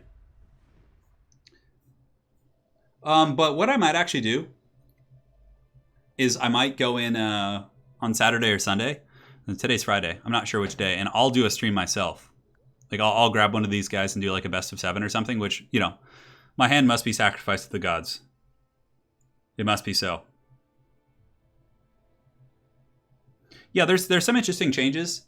The one that I agree is a little bit strange is the cap on regiments for now, because you can only bring 3. So it looks like we're back in. Aerocrastic, I think he played Norska last game. So we'll see what they pick this game. And we'll see what the lads pick. Yeah, the wagons have 360. They can kite pretty well. I've had some pretty good success with them. You guys will be seeing on a lot of the games. Picking Chaos, not Light. So we'll see. Oh. Do we have Chaos versus Empire. We'll find out. No, we don't need a screen blocker. Looks like it's going to be Dark Elves. And man, so many changes too. Like, I wish I could go over all of them. Turin, as Norsko, which lore of Magic do you suggest? It depends on the matchup, Alex Draco. It's very, very situational. Like, it's very circumstantial. Like, in some matchups, Death is going to be, you know, really good. In some matchups, you know, Metal's going to be good if you're using, like, yeah. Looks like we have Empire versus Chaos. All right. Cool. Sure. Up to you. No pressure. Yeah, I think we're going to have the glorious Wagons of Doom against Chaos.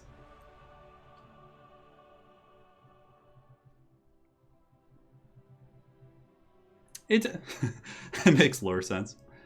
Yeah, the Ogham Shard is a new map. It has a lot of aquatics, so neither player is really playing an aquatics faction, so it's not going to be terribly pertinent, but still, it's something to work with. So currently in this best of 5 finals, guys, we have Aerocrastic up 1-0 against Falcon.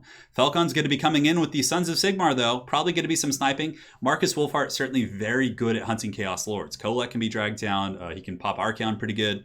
And Chaos has no way of healing, so that can net some pretty good value. Plus, having nets against the charge of Chaos, like Chaos Knights and things like that, is very, very impactful. I don't know what new units aside from that might be really good, but Falcon could potentially go with like a Mass Wagon Kite build and use Demogryph Knights to kind of peel off the Chaos Knights and use nets to get the counter charges. There's a lot of really cool plays and synergies you can do with these guys. So, best way to goof off at work? Turn stream, baby. All day, dude. All day. Man, 1,500 people here. Thank you guys so much for joining, by the way. We're just getting to see a lot of cool new stuff here. Man, I gotta just like jump on that patch note video after this. I'm pretty hyped to go look at those notes. Yeah, I'm like, I almost want to go look right now, but I need to focus. We're on the Ogham Shard here, which is a beautiful new map. I believe it's new. If it's old, I just never saw it, so my bad.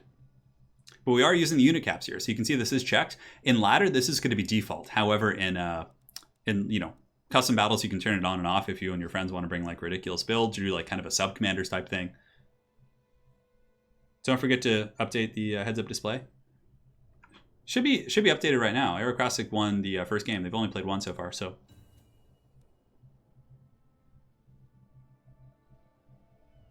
And looks like the brave Sons of Sigmar are ready. You know what actually I think could be quite good in this matchup?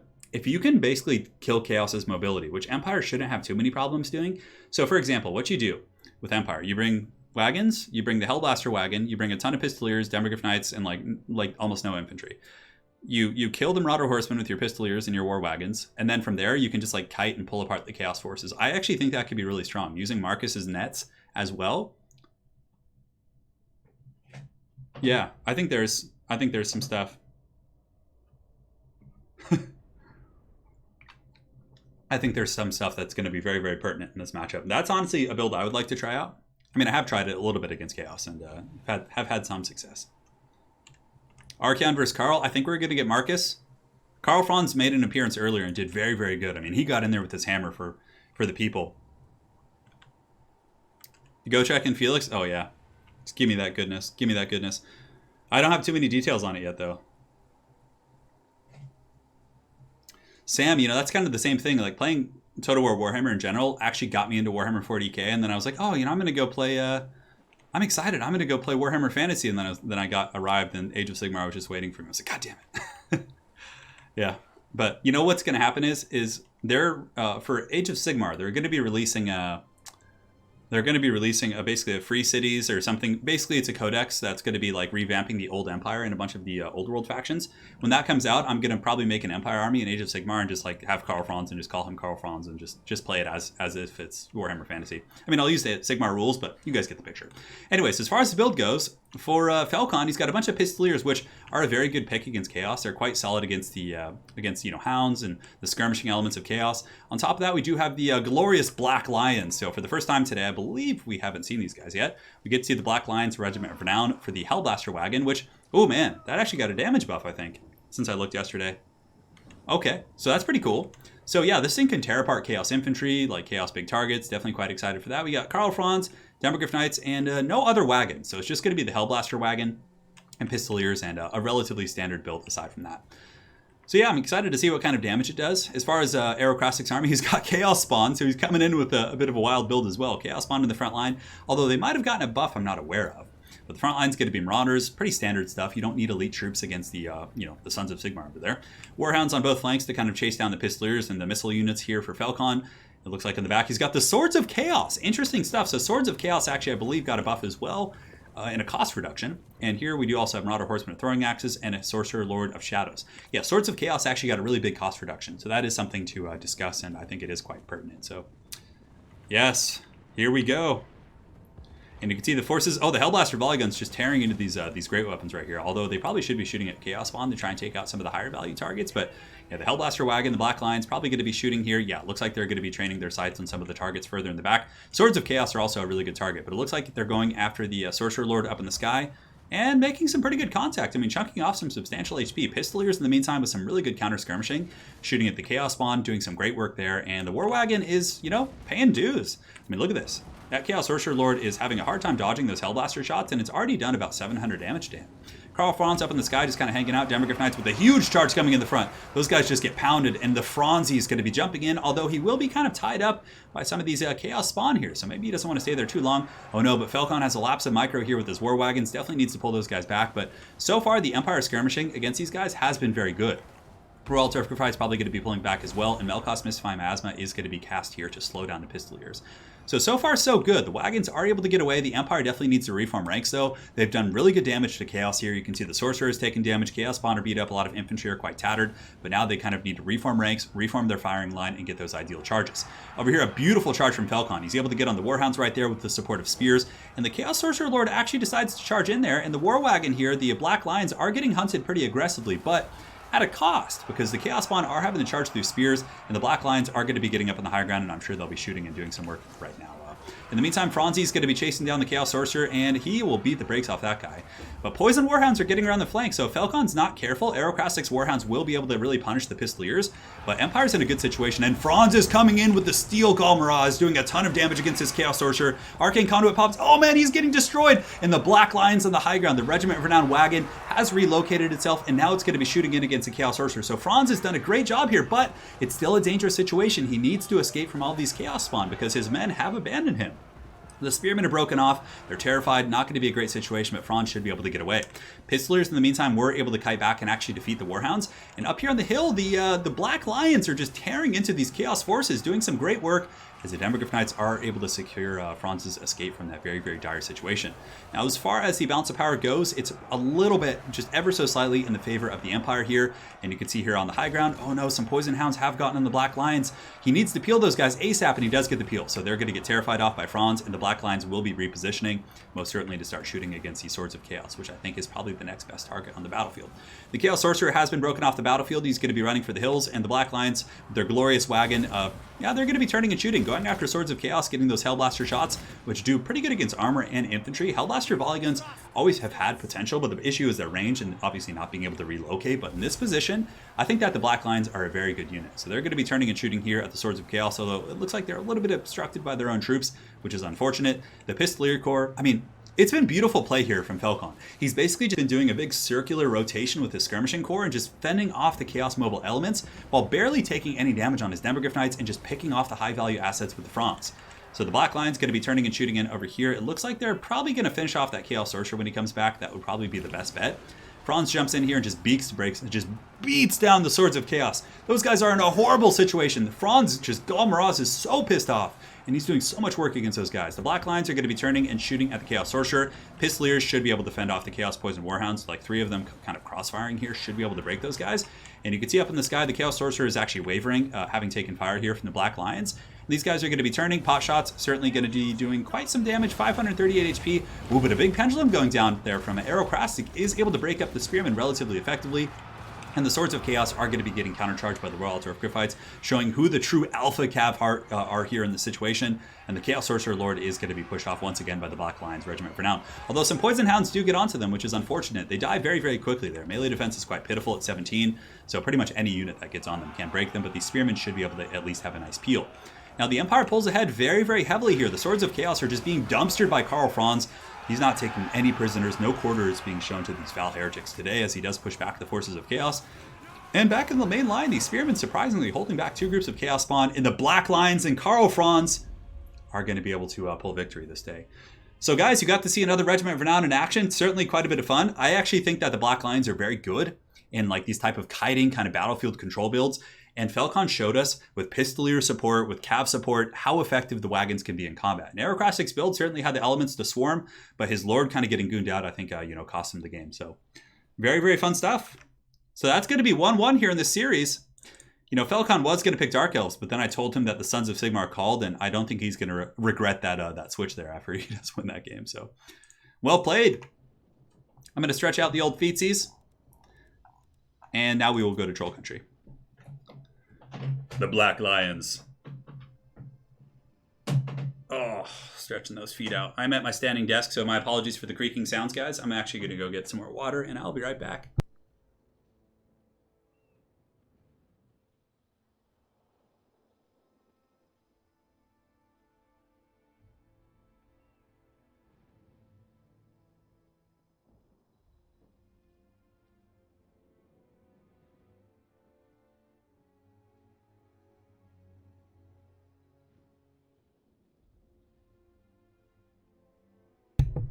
I return. Yes, Chaos Spawn have had a cost reduction of 100 gold.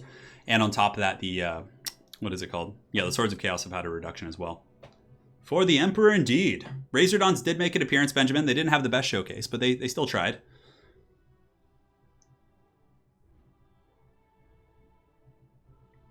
Yeah, there's all kinds of changes. And I'll be doing a video on the patch notes. Like, as soon as this tournament's over, I'm going to jump on and record a video talking about all the notes and whatnot. This is best of 5. This is a best of 5 final. So it's currently 1-1. So you guys are in for at least a couple more games, which is going to be great. Then after that, please head over to Italian Spartacus, who will be hosting a tournament himself. It's going to be the same format. So different players, although I think Falcon's playing in that one too. So it's going to be good. It is best of 5, correct?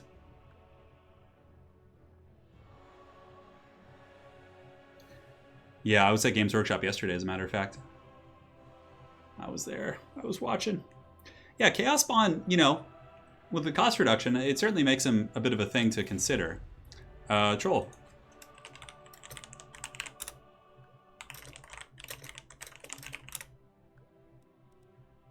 All hail the mighty.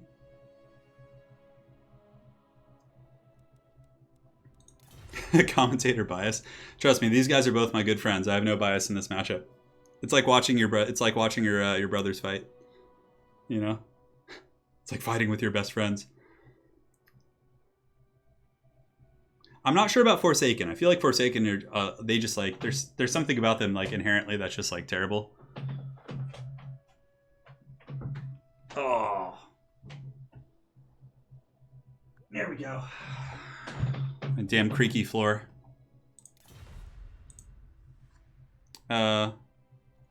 Maybe it was? Oh, okay. I'm just nuts. So for the next map, let us go ahead and do the we'll do Sword of Torgald. My bad. I could have sworn we didn't play on that yet. Every time I hear Troll Country, it makes me think of that song Bat Country from Avenged Sevenfold that I used to listen to when I was like 12. Yeah. It'll be interesting to see, because there's been so many changes, and these guys probably have been looking at the patch notes over the course of this tournament, because it seems like a lot of the picks they're doing are based on that to kind of test things out. So we're going to be doing Sword of Torgald, and we do actually have a Wood Elf versus Lizardman. Oh, hell yeah. Aerocrastic. You know what would be really funny if Aerocrastic just came in with like the Shredder of Lustria. Just like, come on, Weight Watchers, come at me, dude. Yeah, Dwarves got a huge mass buff. On top of that, the Rune of Wrath and Ruin got massively changed as well. It now slows like heavily, 75%. So yeah, there's big changes across the board.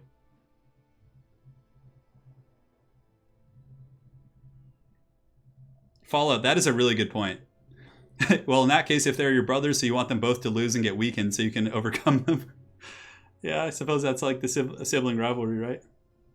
So Italian Spartacus' tournament is right after mine. It's going to be starting in half an hour. So right as we finish, his will be starting. Yeah. Yeah, Falcon will probably come with some sort of a rush. I wonder what Aerocrastic's going to bring, though. I wonder if he's going to just be a wild card and bring like a Dread Saurian. I don't know, though. Dreadsaurian's a risky pick, but the Dreadsaurian is such a haggard and risky pick that if he brings it, it's going to be something that I don't think Falcon will expect. just bring the Shredder of Lustria. Oh my god. That would be insane. That would be insane.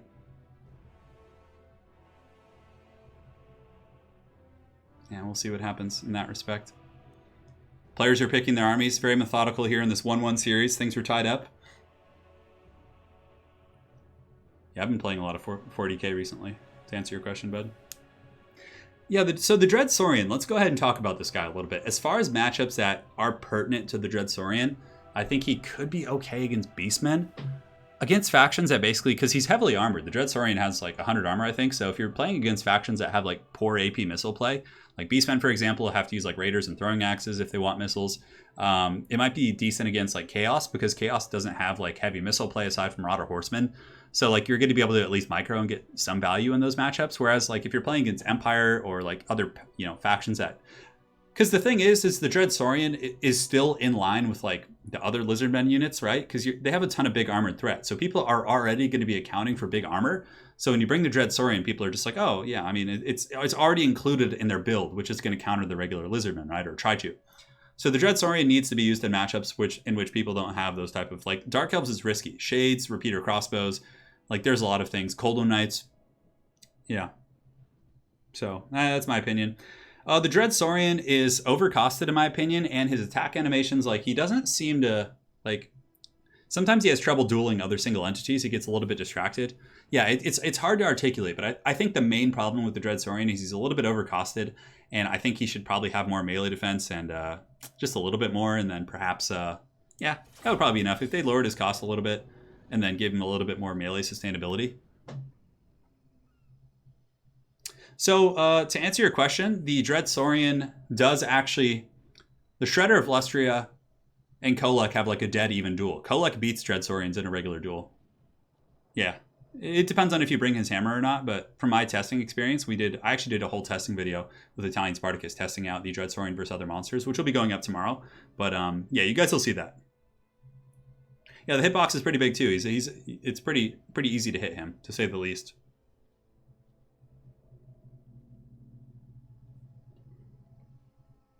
So hopefully that answers your guys' questions regarding the Dreadsaurian and my opinions on it. And it looks like Falcon's ready. Aerocrastic must be coming out with some sort of a scheme here. I wonder if he's watching chat and has he heard the calls of the old ones? The Dreadsaurian, the Guardian of Lustria. Well, perhaps the Shredder. It depends on what side of the coin you're on. So Bjorn, I will be doing a patch note video as soon as this stream's over. I'm gonna go record it like at 11, and then after it'll be up by like 1 or 2 p.m. probably. Like I'm getting that up quick. Yeah, so we'll be doing it to it. I think my campaign went up today. We also had the Empire unit kind of breakdown, which is fun.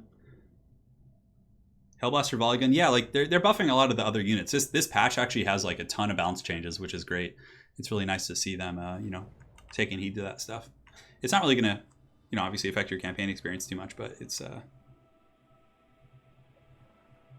yeah, but you also have to remember that Kolek costs like 2,300 gold, and the Dreadsaurian Regiment of Renown costs almost 4,000. So it's not like a cost-effective trade for the Lizardmen to have Kolek fight that thing. Plus, like, there's going to be other elements for Chaos, like Summoners of Rage. There's probably going to be Marauder Horsemen, just kind of peppering him. Granted, Lizardmen do have supporting elements as well, and like you can bring like a Life Salon if you want, and use like, Regrowth and other... Oh, Aerocrastic did it! He's a madman! Oh man, and Falcon has like... Well, I guess he has Repeater Crossbows. Oh my god. Oh my god. Okay, here we go. I don't know. Okay, so now as far as me being biased, I'm a little bit biased towards the Lizardmen here for having a feral Dreadsaurian. The beast cometh. Oh, look at this guy. I'm so glad we got to see him today. And guys, remember to go subscribe to Aerocrastic's channel if if you want more of this goodness. Oof, oof. That Vanguard is risky. All right, I'm just making sure there's no screen blocker, so there's going to be a little bit of lag as I minimize here. No, we're good. All right, guys. So for the forces here of the dinos, it's going to be cohorts in the front. We have an Ancient Salamander here, the Umbral Tide, the ROR, anti-large, decent at counter skirmishing. They do have 125 range, so they can actually outrange the repeater crossbows, which is cool. We have the Dread Saurian, and we have a Heaven's Salon here in the back. So this is the Feral Dread Saurian. So the Feral Dread Saurian is probably the most competitive, competitively viable option. Now for the rest of Arrow's army, he has a bunch of skinks, but the Vanguard here is going to be pretty punishing for him. He's going to be losing a lot, so a little bit sad there, but the Umbral Tide and Coldwind Riders perhaps could surge forward. Now for Falcon, he has a lot of the repeater crossbows here, and Dark Riders, it looks like Slaanesha's Harvesters, so he's going to be losing a couple units here ASAP, but the Chameleon getting some pretty good fire in there immediately. Up in the sky, we have Malekith on the Dragon, Coldwind Knights, and a bunch of Spears, so I'm really interested to see how the Dread Saurian does. Oh, it might have a sneeze coming here in a second. Overlapping Vanguard's quite nasty. Oh, but a big banishment coming in from the Slann roasts the Dark Riders and some of these other troops. Certainly doing some good damage, but I still think that Falcon came out ahead there on that trade, as losing those troops is definitely quite painful. The Coldwind Knights here for the Lizards. Coldwind Spear Riders are going to be countercharging the Coldwind Knights here for Falcon, but that was a pretty good banishment. It certainly did some good work, and you can see here the Coldwind Spear Riders are going to be intercepting the Coldwind Chariots here, but there is another layer of charges coming in. But the Dread Saurian, where is he going to go? We'll find out here in a second. So the Umbral Tide's going to be shooting in and just roasting the Coldwind Knights, just getting destroyed by an onslaught of Lizard Fire, and the Dread Saurian sits on the hill waiting for the counterpunch. So I think the Dread Saurian's just going to be waiting. Oh, the Apex Predator. He's probably going to be coming in to help out against these Coldwind Knights, I would imagine, but he needs to make sure he doesn't get surrounded. That actually is like the worst case scenario. So the Dread Saurian's in combat going after the Chariots, but we're going to have the Dread Saurian dueling Malekith, it looks like. But yeah, this is a tough situation for the Dread Saurian because now he's very isolated over here, but you can see the Umbral Tide and Salamanders and some other troops are going to be re-rotating. And the Lizards have certainly done some pretty good damage, but the Umbral Tide and Lizards need to shoot in here. The Dread Saurian needs to perform well in this duel, or else it's going to be a relatively bad situation. So the Feral Dread Saurian is going to be dueling Malekith and actually doing a lot of damage, and it looks like he is winning this duel. He does have the Shield of the Old Ones here, but that initial Vanguard I think was really, really punishing for him. So Harmonic Convergence is going to be going down. He is rampaging now, so hopefully for the sake of this Dread Saurian, it does rampage on the appropriate target and it keeps attacking Malekith, because the issue is it might start switching and attacking some of the spears. Now back here, the Lizards are able to kind of stabilize their pocket. You can see the Umbral Tide is going to continue shooting in and roasting some heavy damage as they do surge downwards to intercept these Slaanesha's Harvesters. So yeah, blasting in there, but the Dread Saurian's in that duel, but it looks like he's like kind of having a little bit of an issue with his like mass here.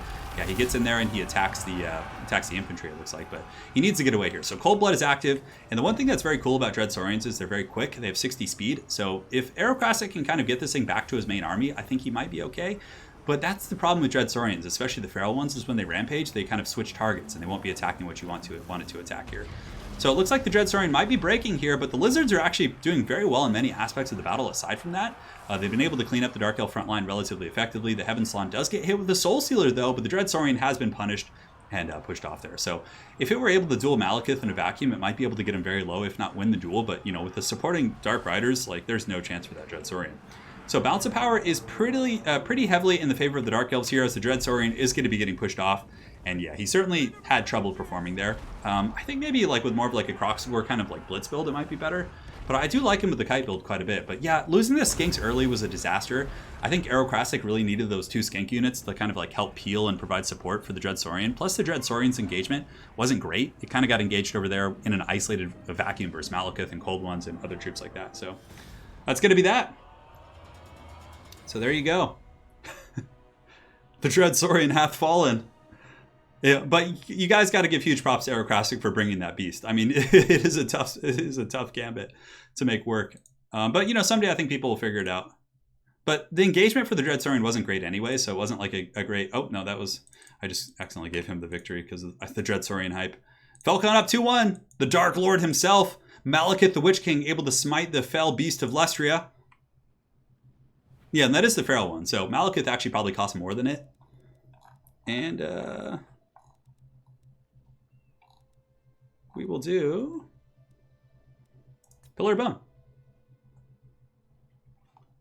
Well, that's the thing. I think in the Dark Elf matchup it's too risky because they always bring repeater crossbows and shades, so like you're just gonna kind of get pounded out there. The Dread Saurian does pretty well against big targets, actually. Especially the ones with the ballistas on the back, because the regular Dread Saurian has ballistas. Yeah, any monster would have gone down there, that's correct. Correct. Yeah, somebody here in chat makes a great point. Like, the Saurian went in alone against Malekith, Dread Spears, and 3 Dark Riders shooting it. That's going to be a bad situation. Like, bad. So, no matter how you spin it. So, guys, currently, Aerocrastic is on the ropes here, but he's going to be going in with Bretonia against the Wood Elves. So interesting stuff. We did get to see Xiphos in the Eternal Challenger League a couple weeks back secure some very good Wood Elf victories against, Bretonnia, which many people have considered to be a hard counter. But is Falcon going to be able to repeat that success against a very, very good Bretonian player? We'll find out here in this episode. And and Dread Saurians, like, you need to bring them against like Beastmen or factions that have like Haggard missiles, because then they last forever. If you bring a Dread Saurian with like a Life Salon and just like, drop those fat heals on it, that thing is going to just last into the sunset. And plus the regular Dread Saurians don't rampage, so there is something to be said for that. Francis, as far as nicknames for the new Slans, the Fire Slan, I don't really like. The Life Slan isn't green, he's yellow, so it's kind of like he's just like Banana 2.0. Like I would like to call him, an Apple Slan or something, but it doesn't. If he was green, I would. Yeah, Skaven, it's too risky, I think, to bring the Dread Saurian. Greenskins, Beastmen, Chaos, I think, are matchups in which the Dread Saurian could be viable, because none of them have like great missiles. But even still, Greenskins are pretty good at bringing down big beasts with their missiles. Like Orc Airboy spam with Rusty Arrows, and Effigy is really nasty against such threats. The Strawberry Slan, that's pretty good, yeah. I like that for the Fire Slan. Or the Pepper Slan, the Cayenne Pepper Slan. So Blessed Trebuchets did get a buff. They no longer do friendly fire damage on the explosion. So if like a Blessed Trebuchet is shooting into an infantry fight, the explosion will not hurt your own troops, if I understand it correctly. Yeah, there's so many changes. It's crazy. Yeah, I think that the regular Dread Saurian, I agree with that. I think the regular Dread Saurian should get a cost reduction of like 200 gold, and the other one should be like reduced by like 300 or so. The Tamale Slan. The Lemon Slan. Yeah, I mean, I guess. I'd still rather call it an Apple Slan. I feel like that's better. But, you can't have everything in life. Sometimes you have to settle.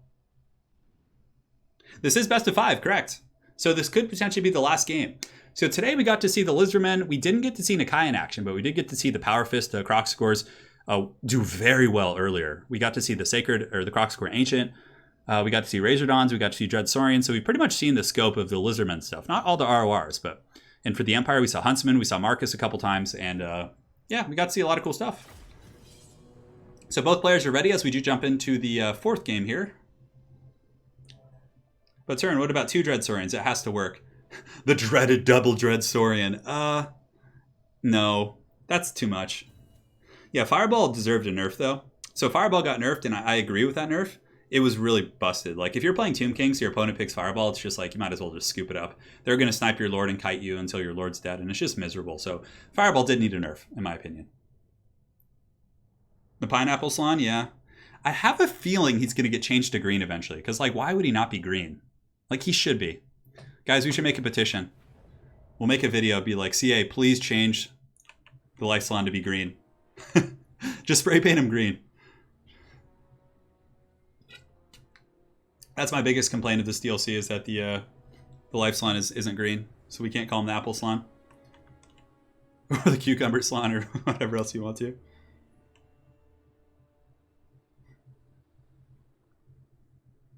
Yeah, it's true. There are yellow apples. That's correct. All right, guys. So here we are. Let's take a look at the forces of the Wood Elves. So Falcon, of course, known for his Wild Rider rush with the Helm of Discord, is going to be coming in. However, Mel Gibson making 2 appearances today. So Mel Gibson is going to be vanguarding with the Horn of the Wild Hunt. Sound the clarion call. So the Horn of the Wild Hunt does give a charge bonus of 54%. So if you have these Wild Riders with a charge bonus of 62, it's going to put them up to like 80 or 90, which makes them absolute linebackers. So it's going to be 4 Wild Riders, including the Wild Hunters of Kurnus, who do now have a bonus versus large. On top of that, we have Dryads, we have Spears, it looks like the Wardens of Cithril, and the Sisters of Thorn. So pretty much a mass rush Vanguard build. As far as infantry goes, there are some Dryads. Dryads do trade very well with Bretonnian infantry, so I like that quite a bit. But it looks like Falcon is going to be coming in for just a hammering push. Now for the Bretonnians, we have Grail Knights, we have Knights of the Lionhearted, and the Defenders of Fleur-de-Lis. For the front line, it's going to be Peasant Mobs with regular men-at-arms, and 4 Peasant Bowmen, actually. Pretty cool stuff. Yeah, nice build. I mean, it seems like it's well designed against like a missile build, but is it going to be able to handle Falcon's rush? Now, without any other circumstances, the Wild Riders should lose to like Grail Knights and troops like that in a grind fest, because Grail Knights have good armor and, obviously Wild Riders have low AP. However, with Mel Gibson helping in the Horn of the Wild Hunt, it could certainly be a very different game. On top of that, we have a Blessed Field Trebuchet in the back, which isn't really going to have too many good targets. There's no Way Watchers. It's going to be very different than Xiphos' kind of a Wood Elf style of play. So I like it. Dwayne Garock Johnson. Is that what you guys want to see? Bro, a cucumber isn't fat. That made me laugh, that comment. Yeah, but it looks like Falcon's going to be coming in for a blitz. And if Orion... Oh, man, this is going to be awesome. So Orion, of course, has Vanguard now. And he's going to be sounding the horn of the Wild Hunt as these forces charge in. Oh, man, I'm so excited for this. Sound the horn. Let it sing. And here comes the Wild Hunt. Aerocrastic turns around and is like, oh, God. Oh, God, look at this. Suddenly, Wild Riders coming from every angle. Are they going to get the charge? Some Wild Riders are going to pull back, but Mel Gibson charges in head front and doesn't take out a Grail Knight, but the countercharge coming in. Mel Gibson actually does have a really good anti-large bonus in his melee attacks, and wow, the Grail Knights are getting melted here. The Wild Hunters of Kernus, of course, are going to be fighting Grail Knights, which is a hard fight, but they have anti-large now, guys. So they're going to be winning this, and it looks like the Bretonnians are going to be getting hammered here in the back line. The Wild Riders coming in, I mean, those Grail Knights just get shreked. And suddenly, I think Falcon is in a super dominant position because those are the real tools against this type of play, right? Now it's just mostly peasants and just kind of, filthy underlings. Wow, look at that pendulum. That must have gotten buffed. Like, that wasn't even a square shot, and it really chunked those guys. There's also a Branch Wraith over here, but I'm not sure what she's doing. But the Bretonnians do have a countercharge potential, so they're going to be countercharging in with the Fey Enchantress and some of the Knights of the Lionhearted, which should perform quite well. And here you can see the Sisters of Thorn are also going to be engaging the Battle Pilgrims and Peasant Archers. But man, Falcon's Alpha Strike there was very, very nasty. So in the meantime, the Wild Riders here, it looks like they're pretty healthy. They have 43 of their 45 models. They're going to be coming in for a big blob fight, but the Knights of the Lionhearted, if used effectively, should be able to screen out a lot of these troops, and Fey Enchantress is going to be helpful in these grindy cav fights, and she makes even infantry decent against these cav units with her Miss of the Lady effect. So the defenders of Fleur-de-Lis over here, our Fleur-de-Lis are going to be fighting shoulder to shoulder with Battle Pilgrims. Falcon looking like he's trying to isolate these cav units because I think he knows that if he can get rid of the mobile elements of the Bretonnian army, he's going to have pretty much freedom, wherever he wants on the battlefield. Balance of power massively here in the favor of the Wood Elves as Orion, or aka Mel Gibson's Rush, has just done brutal damage. I mean, coming in there, and here he comes. Oh man, Fey Enchantress needs to be careful. This Wood Elf demigod is like, get out of my forest! Although I guess they're fighting in the Badlands basically, but the Hounds of Gibson are going to be called forth to chase down the peasant mobs. The Bretonnians pretty much in full route here. Knights of the Lionhearted, let's go ahead and take a look and see if those guys are still functional. It looks like they've been broken off because Mel Gibson, like I said, you don't see him often because of how good Pravenoth Rama is, but his anti-large bonus is insanely good. He can chunk through knights like no problem. Orion's such a beast. He's such a cool character. Some peasant archers in the back line have gotten their firing line, which is going to put some light pressure on Wild Riders. Wild Riders do have silver shields, but still only 40 armor, so sustained fire from these type of troops can do some work, but I just don't see how the Bretonnians are going to be able to come back here. Fey Enchantress does have her Draining Aura, which is doing some pretty good work, but she's also a little bit separated from the remnants of her core here, and the Battle Pilgrims are just being rear charged. I mean, there's so many disastrous situations here for the Bretonnians. I just don't see him coming back. Because, like, even still, Orion would be a pain in the ass. Like, let's say you take everything away from this battle. You take away all the Dryads, you take away all the supporting elements. If it was just Mel Gibson versus what's left for Bretonnia, it would be hard. And Mel Gibson comes in with this steel overhead chair and crushes the Bretonnians. But again, guys, I did see the comment, but I was focused on something else. If you guys, just remember, Aerocrastic did bring the Glorious Dread Saurian, which basically is a throw here. But that's going to conclude the series. So Falcon coming in with the Mel Gibson Rush like an absolute beast, and also taking a game earlier against Chaos using the Black Lions Regiment of Renown War Blaster Hellblaster wagon. So that's going to be it for today, guys. That is going to conclude our little series here. And we have a donation coming in from Donald. So Donald, my apologies for missing this. I was just so in the heat of commentary, but Donald Crowley with a 50 donation. Thank you so much on PayPal. I appreciate that quite a bit, my friend. Man, that was something. Quite a fierce battle. I know, that was insane. So I'm gonna be the final boss here. Since we have a little bit of time, I'm gonna play one game to conclude this stream. We'll see if he wants to play.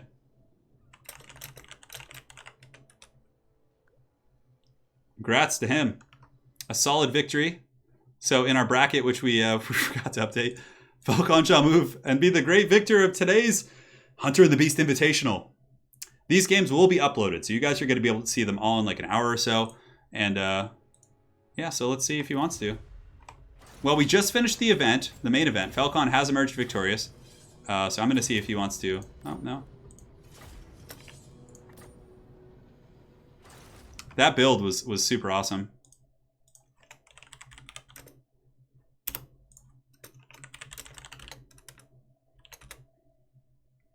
I'm Bowser. Like watching these guys play, like I want to get my hands dirty, you know? I actually was gonna play in today's tournament. I was gonna play against Soothsayer and just get stomped probably in the first game until Falcon was free to play. But well played to Aerocrastic, everyone who played today, Dob plays, the whole crew, Soothsayer. Make sure to check out all their channels, which will be linked in the comment section after this, of course. Pone? Pone, come in here, dude. It seems like Falcon probably has to get ready for the next tournament, so I'll invite Professor Pone, who is actually going to be playing in Sparty's tournament pretty soon, if I'm not mistaken. But we have time for a game.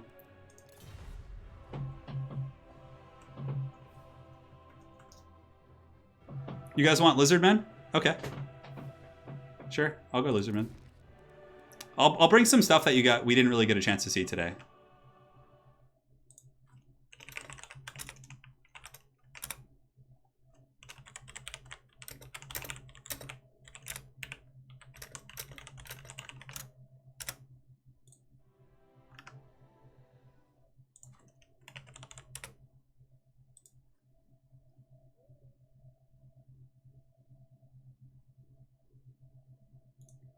All right, so we're gonna get ready. So you want to see? Oh man, I have a build for you guys. All right, Pone, get in here. There's no password, so you should be able to join. Are you playing under some like treacherous name right now? I feel like we have like so many people here, we might as well. Gorok. So Gorok, let's take a look at Gorok. To the death. He also gets a Rock of Itza, which gives, ooh man, when he's in melee, he gets 44% physical resist. And his items, he has the Shield of the Aeons, and also the Mace of Ulamak, just his beat stick here. A Bloated Corpse frontline. Bloated Corpses got a cost reduction. If you guys take a look here, you'll see that the Bloated Corpses only cost 425. So I think they got a cost reduction of like 100. One second, guys.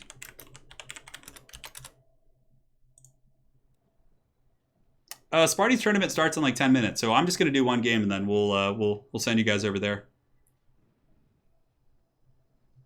All right, so I'm going Lizardmen.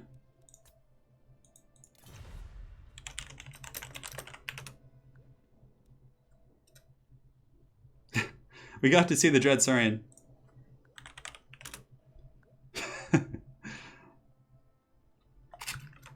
You guys can't see? Oh, we're on the damn bracket. Sorry about that, guys. God damn it, I'm just terrible about that today. So let's see who he's going to be playing. We'll go on Oakenhammer, which is a fun map. I only have time for one game. I might just get wrecked because I aim too hard, but we'll see. I wanted to bring a mass wagon build for you guys, but you guys seem to be insistent on Lizardmen here.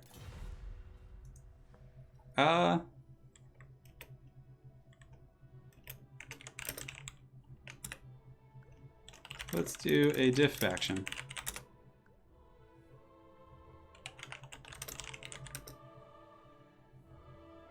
The dreaded Turin podcast. Oh man. Okay, so I can't really bring the Dread Saurian now because he's going with Lizardmen. So we'll bring our boy Gorok here, and we'll get his. I don't know about his mace. We don't really need that, but we'll bring the shield. All right. So as far as new units go, I mean, there's not too many that are going to be great here, unfortunately, because of all the cheap halberds. Now, if you guys want. So, all right, guys, let me pose a question. Do you guys want to see Gorok, or do you want to see a Huntsman General build using all the fire damage? The tournament's over, correct. We just finished. So we can go Gorok. Guys, the Shredder of Lustria against these guys is going to be horrible. You guys want the Shredder? All right, fine. We'll do the Shredder of Lustria. I hope Pone isn't watching. This is going to be a disaster, guys. Oh my god. All hail the mighty. Like, this is literally like the worst matchup to bring the Shredder.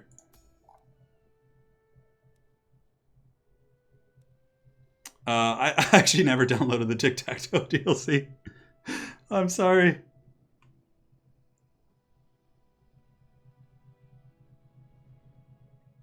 It seems like guns.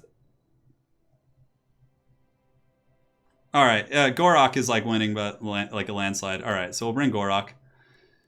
All right, Gorok, Shredder of Lustria. So how can we salvage this terrible build here? He's not going to be shooting at Saurus, so we could just bring like the regular ones. We don't need to get shields in them, probably. The thing is, this is going to be rough. Oh, this is going to be rough. So we could bring the Legion of Chaqua. I'm trying to think of what other new units might be okay here.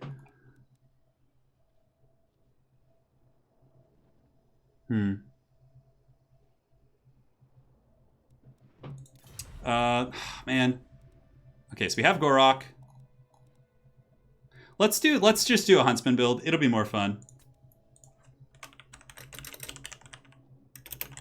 Because, like, that's just going to be a quick stomp. Like, it'll be grim. So we're going to do this. Yeah. We're going to, because this is actually a fun matchup. So we're going to get the Huntsman General. From here, we're going to get a Huntsman Corps. We're going to get 4 of those guys. We're going to get a couple Sigmar Sons, a couple Swordsmen, which will do the trick. Don't worry, guys. I'll put up a Shredder battle, but that matchup's just, it won't even be fun for you guys. It's just going to be such a stomp. All right, so from here, we can get a Bright Wizard for the Kindle Flame synergy. And he's going to be cheap. We'll put him on horseback so we can get those juicy fireballs. It's still, fireball's nerfed, but it's still good against Vampire Coast. And then from here... And if we have time, perhaps I'll play another one after this. Don't you guys want to see the fire build? All right, fine. We'll go back. We'll go back. You guys seem so hyped about this. Never mind, lizards. I thought you guys would be excited to see that. All right, screw it. Gorok's coming in. We're getting the shield. Pone's changing his build back and forth. Now we're playing mind games on him, guys. All right, so we bring the Red-Crested Skinks to deal Depth Guard. Shredder of Lustria. Let's get some frickin'... You guys got your Gorok, all right? The people have spoken. We're going to get a Beastcaster just to summon Mancores. He probably doesn't need to fly, really. Flock of Doom's okay. We can get that as well. He can probably be on foot. God, okay. So Legion of Chaqua will get missile resist. Oakenhammer's like just a broadside open field map, though. Now, as far as other troops go, yeah, I guess, you know, I was going to do the Empire, but you guys want to see this beatdown I'm about to receive. So let's go ahead and get like a super wide build, I guess. Yeah, I think we just go really wide. Coldon Riders, we don't really need Spear Riders, I don't think. I mean, I don't think they're going to be great. I honestly think just going super wide will be better. So we'll get some little Skinklings. We have the Manticore summon. We could get some Razordons or the Umbral Tide actually wouldn't be bad here. Razordons wouldn't be that good. I mean, okay, so let's think about this. If we bring the cohort of Waddle and just kind of a beatdown squad. So let's look at our front line here. It's pretty wimpy. Can we afford another Sacred Crocscore? All right, guys. Here we go. Oh my god. So here's what we're doing.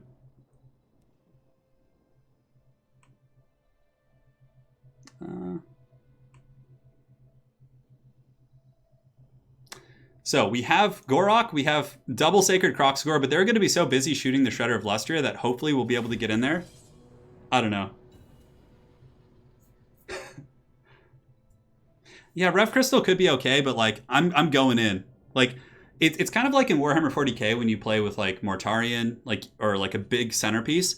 If that's your only centerpiece, it's going to be easy to crush. But in this case, like I have multiple threats. Like, okay, so 44% ward save is okay, but like it's only activatable for a short period of time, and it's an expensive investment. So we're going in with a Blitz build, a Gorok Blitz build. Yeah, I could have chevroned, but yeah, it is what it is.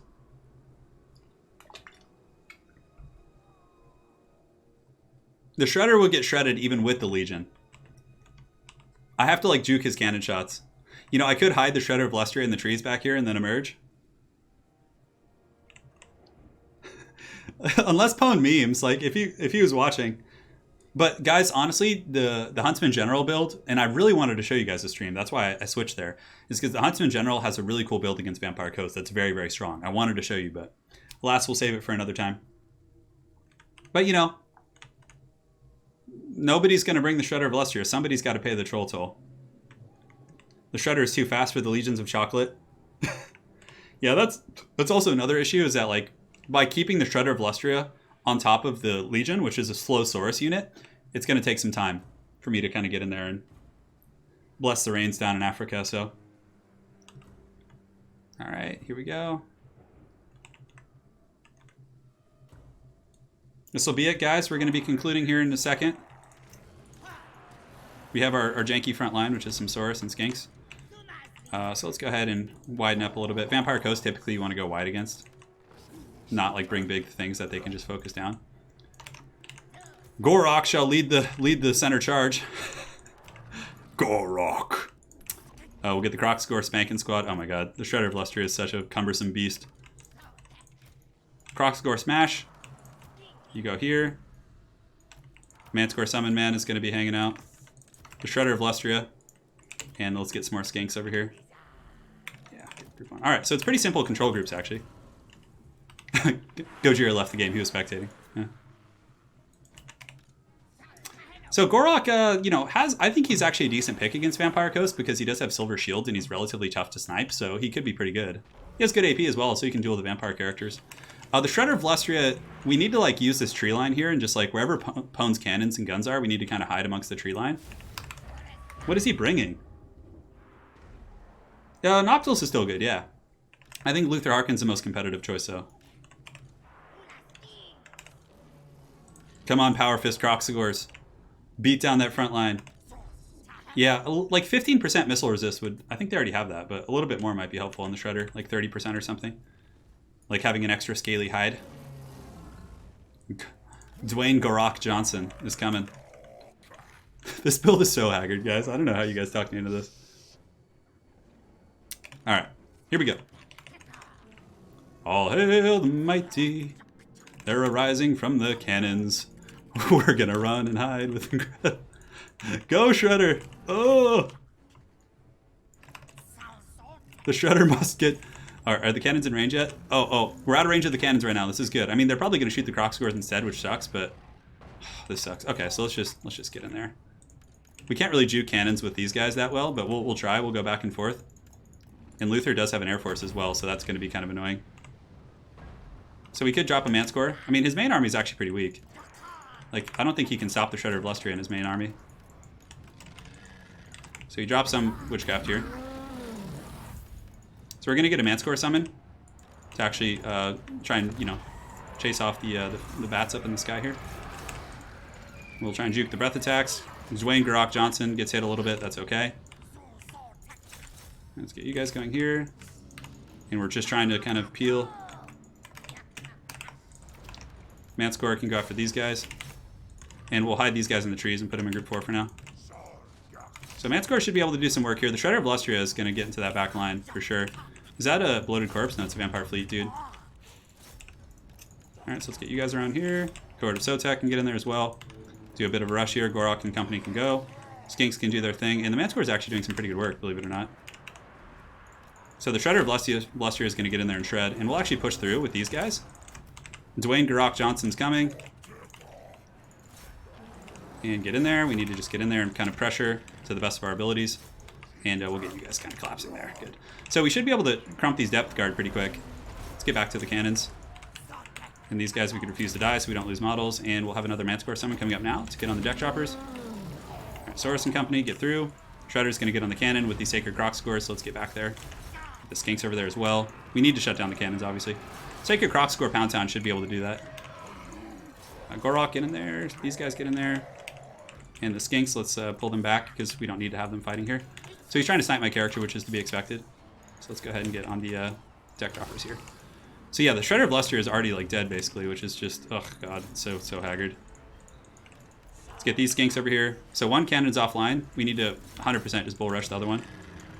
And let's get you guys on the depth guard. Dwayne Garrock Johnson needs to get on there. Let's get you guys going. Let's get you guys coming over here. And hopefully the Shredder comes back online. If not, like... I mean, he's chasing off my skink, but we already summoned both Manticores, so that's okay.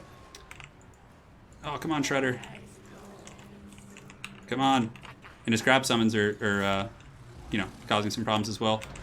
So let's get back here. Let's go after the depth guard. All right, Shredder of Lustria can actually hide in the trees. We just need to get around the crabs. And Dwayne Garrock Johnson can go ahead and pop some of his buffs here to give some armor to all these guys. And if we could take out the Vampire Fleet Captain guy, that'd be really nice. All right, so let's keep kind of circumventing here. Let's get you guys going after the depth guard, which is okay. Garrock can come in here. Man, we're taking so much damage there. But hopefully the Power Fist Croc scores can just melt those guys. Cohort of Sotek can come in and go after the caster as well. Dwayne Garrock Johnson is having a really bad time, so let's give him some physical resist. And if he wants to duel me, I'm actually okay with that, because we do have the Cohort of Sotek nearby. And actually, I think we just kind of let him endure and then get these guys back in there.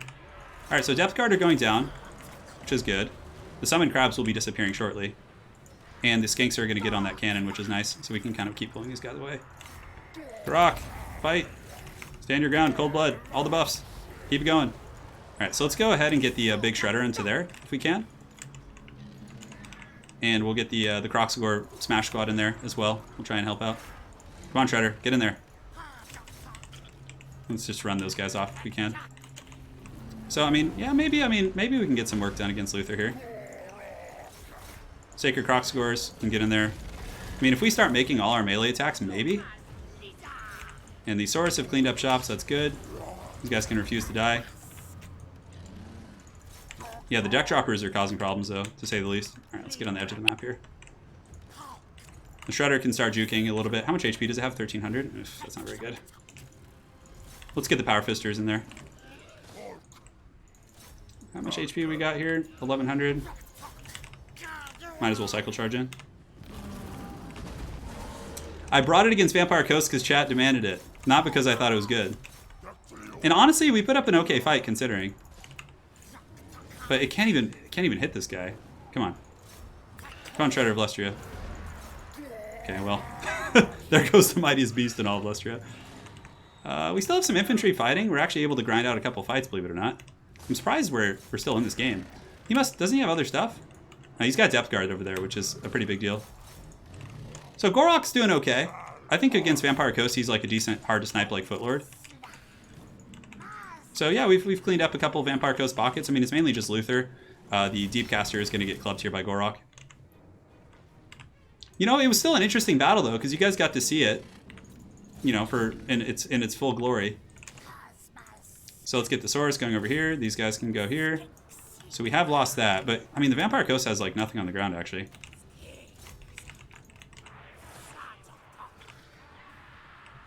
No, it was a lot of people wanted to see Gorok in action, and you know you got to see Gorok's toughness for sure. He's quite tenacious. Let's bring these guys in. Oh, the Luther. So the Croc scores will turn around and fight. We'll see if I get smacked with army losses. I'm surprised I haven't. Refuse to die. GG. GG, yeah. Shredder of Lustria against double cannons and Luther. Yeah, I'll probably be doing a stream tomorrow. I'll probably be doing something. I'm not sure what. Yeah, but you know, it just for 3,800, it just couldn't perform. Like, and it kind of just broke, and I was expecting it to do a little bit more damage against like depth guard and things like that, but it's just not a good unit. Now the Croc scores actually did okay. Like if we cut the Shredder and got like 4,000 gold worth of units, I think we could have easily just run that over. But based on the situation, Gorok tanked for sure. He did okay, but he's nowhere near as good as the Croc score characters or the other ones. But all right, so you guys want to see one more? GG. The Shredder failed. I tried. Yeah, the Dread Saurians just aren't very good. Want to do Coast versus Empire? Or do you have to go? We could do one more. I'm in the zone. Yes, there's going to be an ECL season starting really soon. Okay, so I'm going to go Empire here. And he's agreed to do it. So I'll show you guys a build that I think is pretty good. So we're going to go with the Hunts Marshal General here. And we're going to get 4 of these guys. We'll also get the Death Jacks. So it's a very archer heavy build, and it's certainly very strong. Don't worry, I got you guys. I got you guys. We'll bring all the goodies.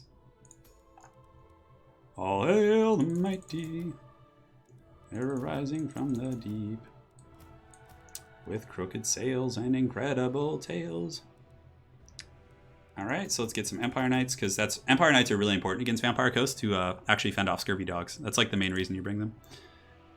Is there other stuff we want to bring? Mainly it's just like using the Huntsmen, because they're very, very good against like all the different large threats and things like that.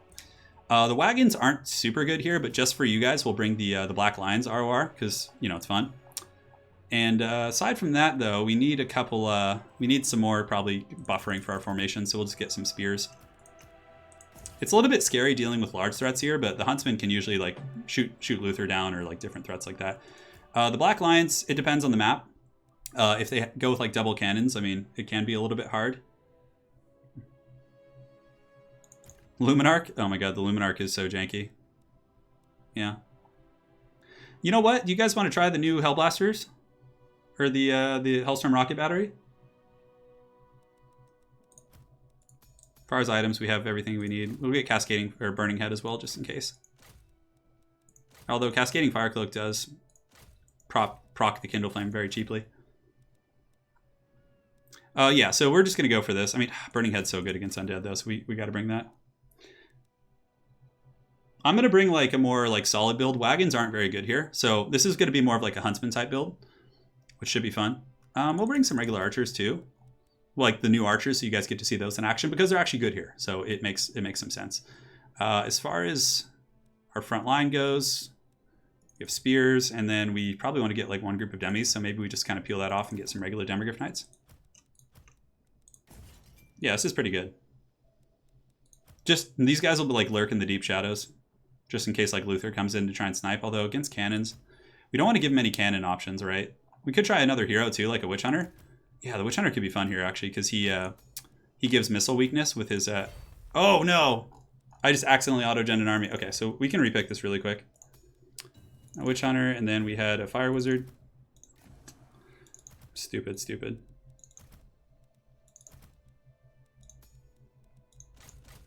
I can't wait to go look at the patch notes after this. All right, so we have you, you. Then we have 4 of those guys. We have the Death Jacks. The Archer Regiment of Renown does have stock, which is quite cool. And yeah, so that little like goon squad should be able to kind of defend itself. Then we have a couple Empire Knights. And what else do we need? I mean, you could bring like 1 unit of Greatswords just for a little bit of a kind of finesse. A couple Archers to really get some more punch here. Should be, yeah. 4 Empire Knights is actually pretty good, I think. Let me make sure I'm following the unit caps. Okay. So yeah, we have the unit caps now, so you guys can see this. Knights of the Blazing Sun for more fire synergy. It's okay. We could actually get 1 group just for fun. And yeah, I think this is okay. Our front line's a little bit wimpy though. If I cut this guy, I can actually get 3 spears. Yeah, I like that. That's better. We'll just chevron some of these guys to get the final value train. All right. Oh, did I not select the right stuff for the Bright Wizard? Yeah, thank you. All right, let's do it to it. Good luck. This build is really fun. This build's really fun. And also, guys, if you guys are looking for more tournament action after this game, or even during it, head on over to Italian Spartacus' stream. He's going to be doing. Do we have any mods left in chat here? I think most of them probably went over to Sparty's stream. But if so, if you guys could drop a link to his stuff, Demogryph Knights with Lances, yeah, that could be interesting. So I think that before this patch, Empire typically just went with like crossbows and stuff like that. But now we have an even better option with the advent of the. Yeah, and the Death Jacks will be like hiding back here. They're pretty good. They can really sneak up and take out artillery pieces. Unless Pone is stream sniping, and then he's going to get me pretty good. Huntsman General doesn't work like the same way as Marcus as like a true sniper character. But he certainly, you know, can do some sniping. So, all right, so let's get you guys and you guys in group 2 here. They do have Vanguard as well. And this is a pretty like easy little area to defend. So we're going to go with that. We're going to put our regular archers here and here. So the regular archers are cool because they have loose formations, which I really like quite a bit. Boom, and we'll get some spears in the back. So Empire Knights will be running interference. Death Jacks can be in group 5. And we'll get you in 3, 4, 6, and 5. Great, so Empire Knights here. The most important thing, literally, is just watching out for scurvy dogs. If you can, like, fend off the scurvy dogs, usually you'll be in pretty good shape. Thank you. Thank you, Garland. Yeah. So we do have the fire synergy. We're going to be trying to get that off. The Huntsmen are going to be coming in with, we're going to be, like, pretty smart with their ammo, hopefully. We'll be pushing them up here on the side. I should have gotten, like, Zentless Reichsguard for, like, a fancy deployment. Yeah. Anyways, I think we're good. Good luck. Have fun. And here we go. Hopefully I can get some decent synergies and not get sniped. Luther sniping is very, very scary. The Death Jacks, though, what you do is you creep up and take out artillery pieces with them, which is very strong. But, I mean, he might be expecting that, and, you know, at the very least, it's only 500 gold we lose, which isn't the end of the world. Oh, the scoreboard is from the tournament earlier. So we had a tournament. This whole stream was a tournament. Yeah, so. It's just from earlier, guys, yeah. 4 and 5. So does he have any artillery pieces? Not really. All right, so let's go ahead and creep in here. Let's creep these guys up. The Huntsman can start just taking out his gun line, which is going to be pretty effective. And I don't see any scurvy dogs, so that's good. Looks like it's mostly, yeah, and the Death Jack should be able to come in and start peppering down. We can even get on Count Noctiles. So he brought like an old school kind of Noctiles style of play, which is cool. But the Huntsmen are like so good at melting these guys. They have like great DPS. And let's go ahead and melt the black spot there. And the Huntsmen after this are going to move on to take out his other... so we'll get you guys going here, you guys going here, and you guys can go up here. So Empire Knights are basically just like an interference unit, although here we can actually use them to hammer the flank. So the Huntsmen are really just kind of taking those guys out like incredibly quick, which I'm happy about. And Fellbats are landing, which is fine, but we can kind of rotate over. Empire Knights can get in there and clean up shop. Great, so let's rotate over now. Let's go ahead and try and juke this. And cool, so now we can start shooting at the black spot. Witch Hunter can finish those guys off potentially. And our regular archers can, actually go ahead and be in group 7, and they can just shoot these guys. Spears and company here. Empire Knights here. Just use them to kind of clean up the scraps wherever we can. And it looks like a Morgul Hunter has come in the back here. So this is a perfect opportunity for us to really take those guys out. So let's come back here, get away from the Fellbats if we can, and we'll go ahead and throw the oil flask at it. And then we'll put a fireball in it as well. Fireball should be pretty good here, and the regular archers are shooting in. Witch Hunter and company doing their thing. And let's pull back the Death Jacks. All right, great. So the Empire Knights should be able to clean up the scraps here. So we'll go ahead and hammer them into the front. These guys we can pull back as well. Oh, looks like he has a pretty big Vanguard here, which is fine. So we can rotate these spears outward and get in position. Great. Knights of the Blazing Sun. Let's get those guys back as well. Regular archers can just keep shooting in against the guns, which I think is the most efficient. Let's see if we can kind of weave you guys up and through here. So we're going to do this, and we're going to go ahead and throw the oil flask. Let's do this. We're a little bit out of range, but we can pull back here.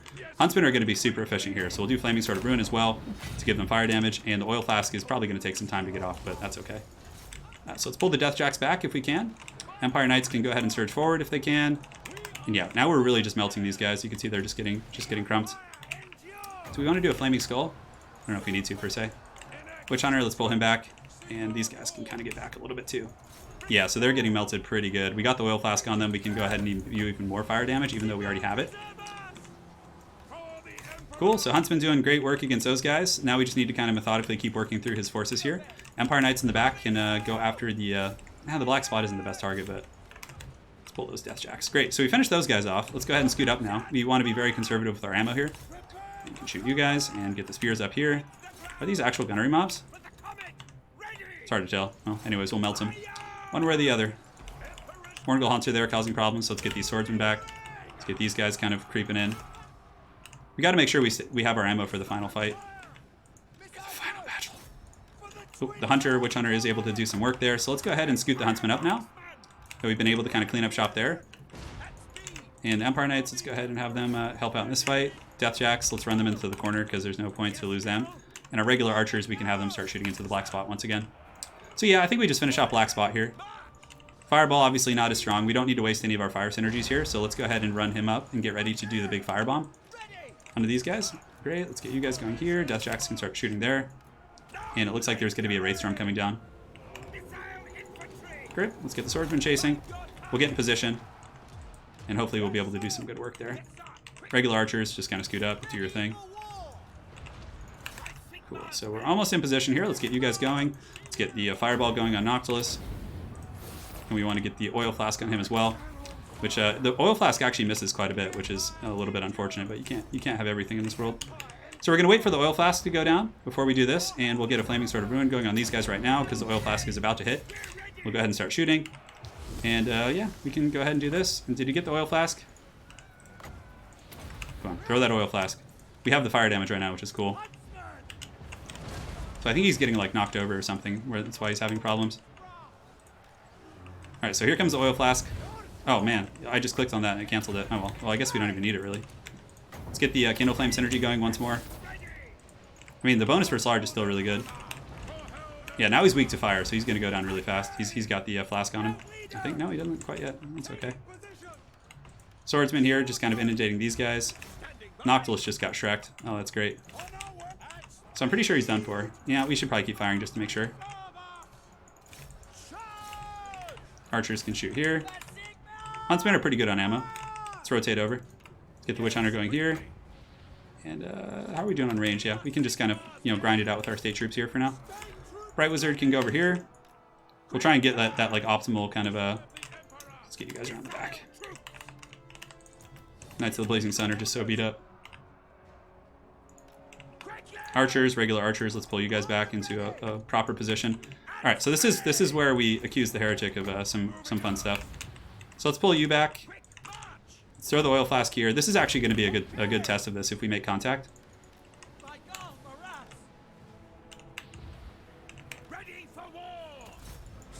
All right, so we have all the goodies now, so we should be able to melt this guy. Oh yes, good Anakin, good. Kill that filthy vampire. Yes. Yeah, I mean, I'm telling you, Empire against Vampire Coast is going to be a good matchup now. Yeah, they have bonus versus large, which is great. GG. GG, man. All hail the huntsmen, they're rising in the meta.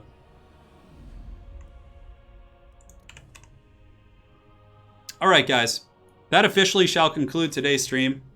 Hopefully you enjoyed seeing me get wrecked with the Dread Saurian and then also seeing this. But again, congratulations to Falcon. He is our winner today through some stiff competition. He was able to defeat Talaxel and Soothsayer, Aerocrastic, and of course Dawa Plays had a very good series in the beginning as well. So guys, please make sure to go over to Italian Spartacus's channel. If there's any mods here, please drop a link in the comment section below, because that would be very helpful. He's going to be partying and having some fun. A lot of people over there. So if you guys are looking for more action, head on over. And that's pretty much it. So special thanks to a couple folks who donated as well. Thanks to Jeb Hastings, who was asking about another season of VCL. Yes, we are. There's going to be another season starting in probably like next week. Drew Smith, Bubba Big Blast, Mr. Nyatek, Razul, Chris Marler, Mr. Erlinson, Garland Green, Matthew Smith, One Man's Way, Italian Spartacus, and then also on the Patreon, or PayPal, we had Donald. Thank you guys so much. Thought there would be more sweet cannons for my Vanguard. No, Huntsmen are the way to go. Falcon beat the Bretonnian build with some really good Alpha Strike play coming in from his, from his freaking, what's it called? From his Wild Riders, who now have Anti-Large on the Regiment of Renown, which was awesome. So that's it, guys. Go over and watch Italian Spartacus. He is the man of the hour. We got 1,000 people here. Let's go over and watch, and you guys are going to be seeing a lot more early access stuff coming from both of us. So thank you guys so much for tuning in for this tournament, and we will see you guys on the other side. Take care.